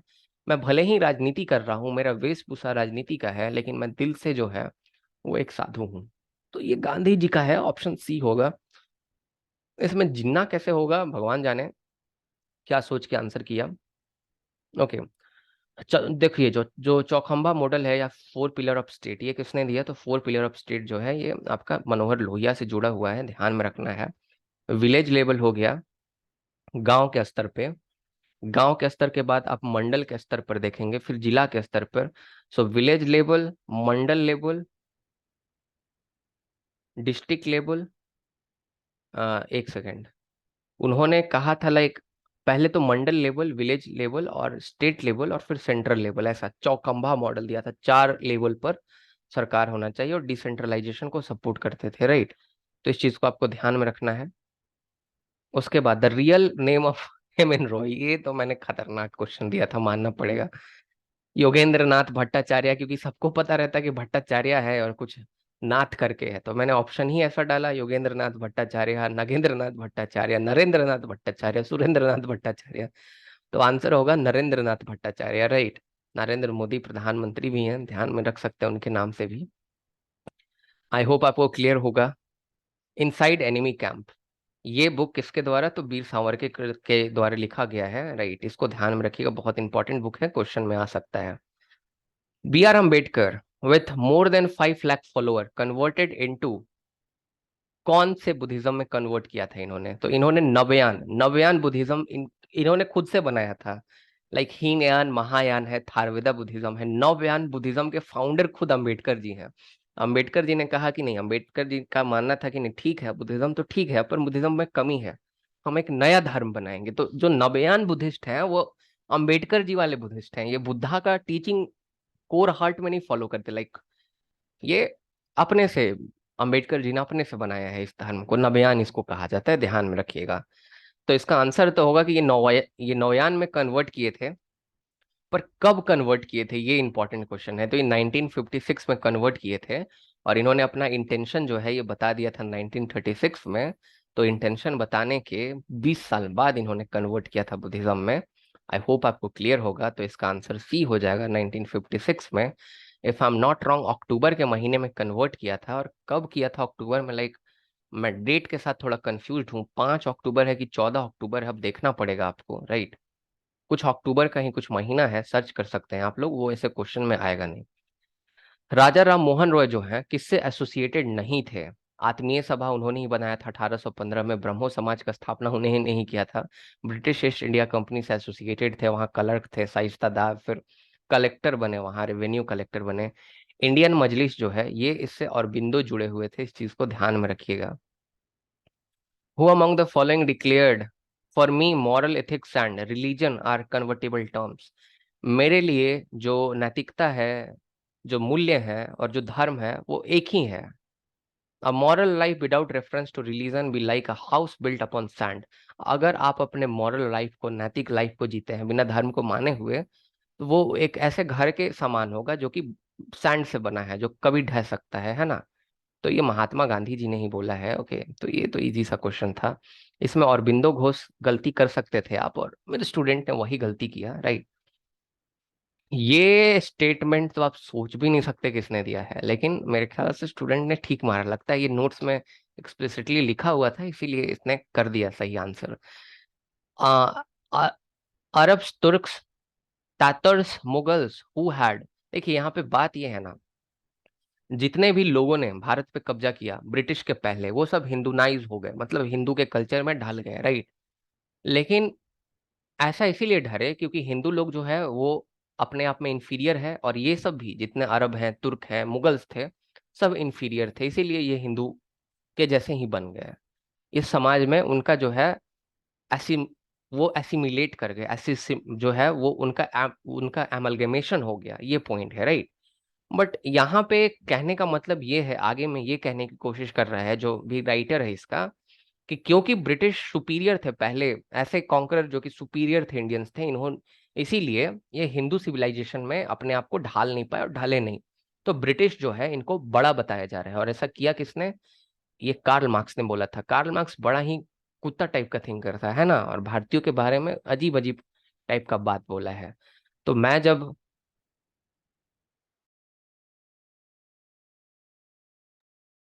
ग्रेजुएशन में था तो मैं कार्ल मार्क्स का बड़ा एडमायरर था, क्योंकि कोई भी पॉलिटिकल साइंस में आता है ना तो मार्क्सिज्म मार्क्सिज्म का बड़ा हाइप होता है उसके सामने, क्योंकि वो पूरा पढ़ा नहीं रहता।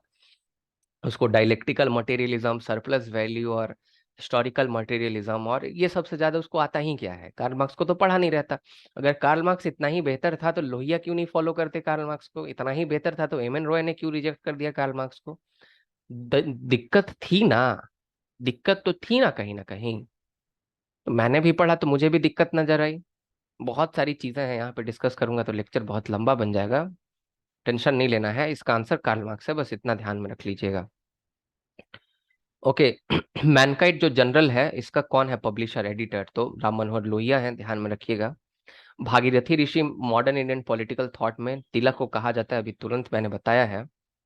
Where did the Gandhi made the made in public speech after returning from the South Africa? South Africa से लौटने के बाद गांधी जी ने सबसे पहली बार कहाँ पे जनसभा को संबोधित किया?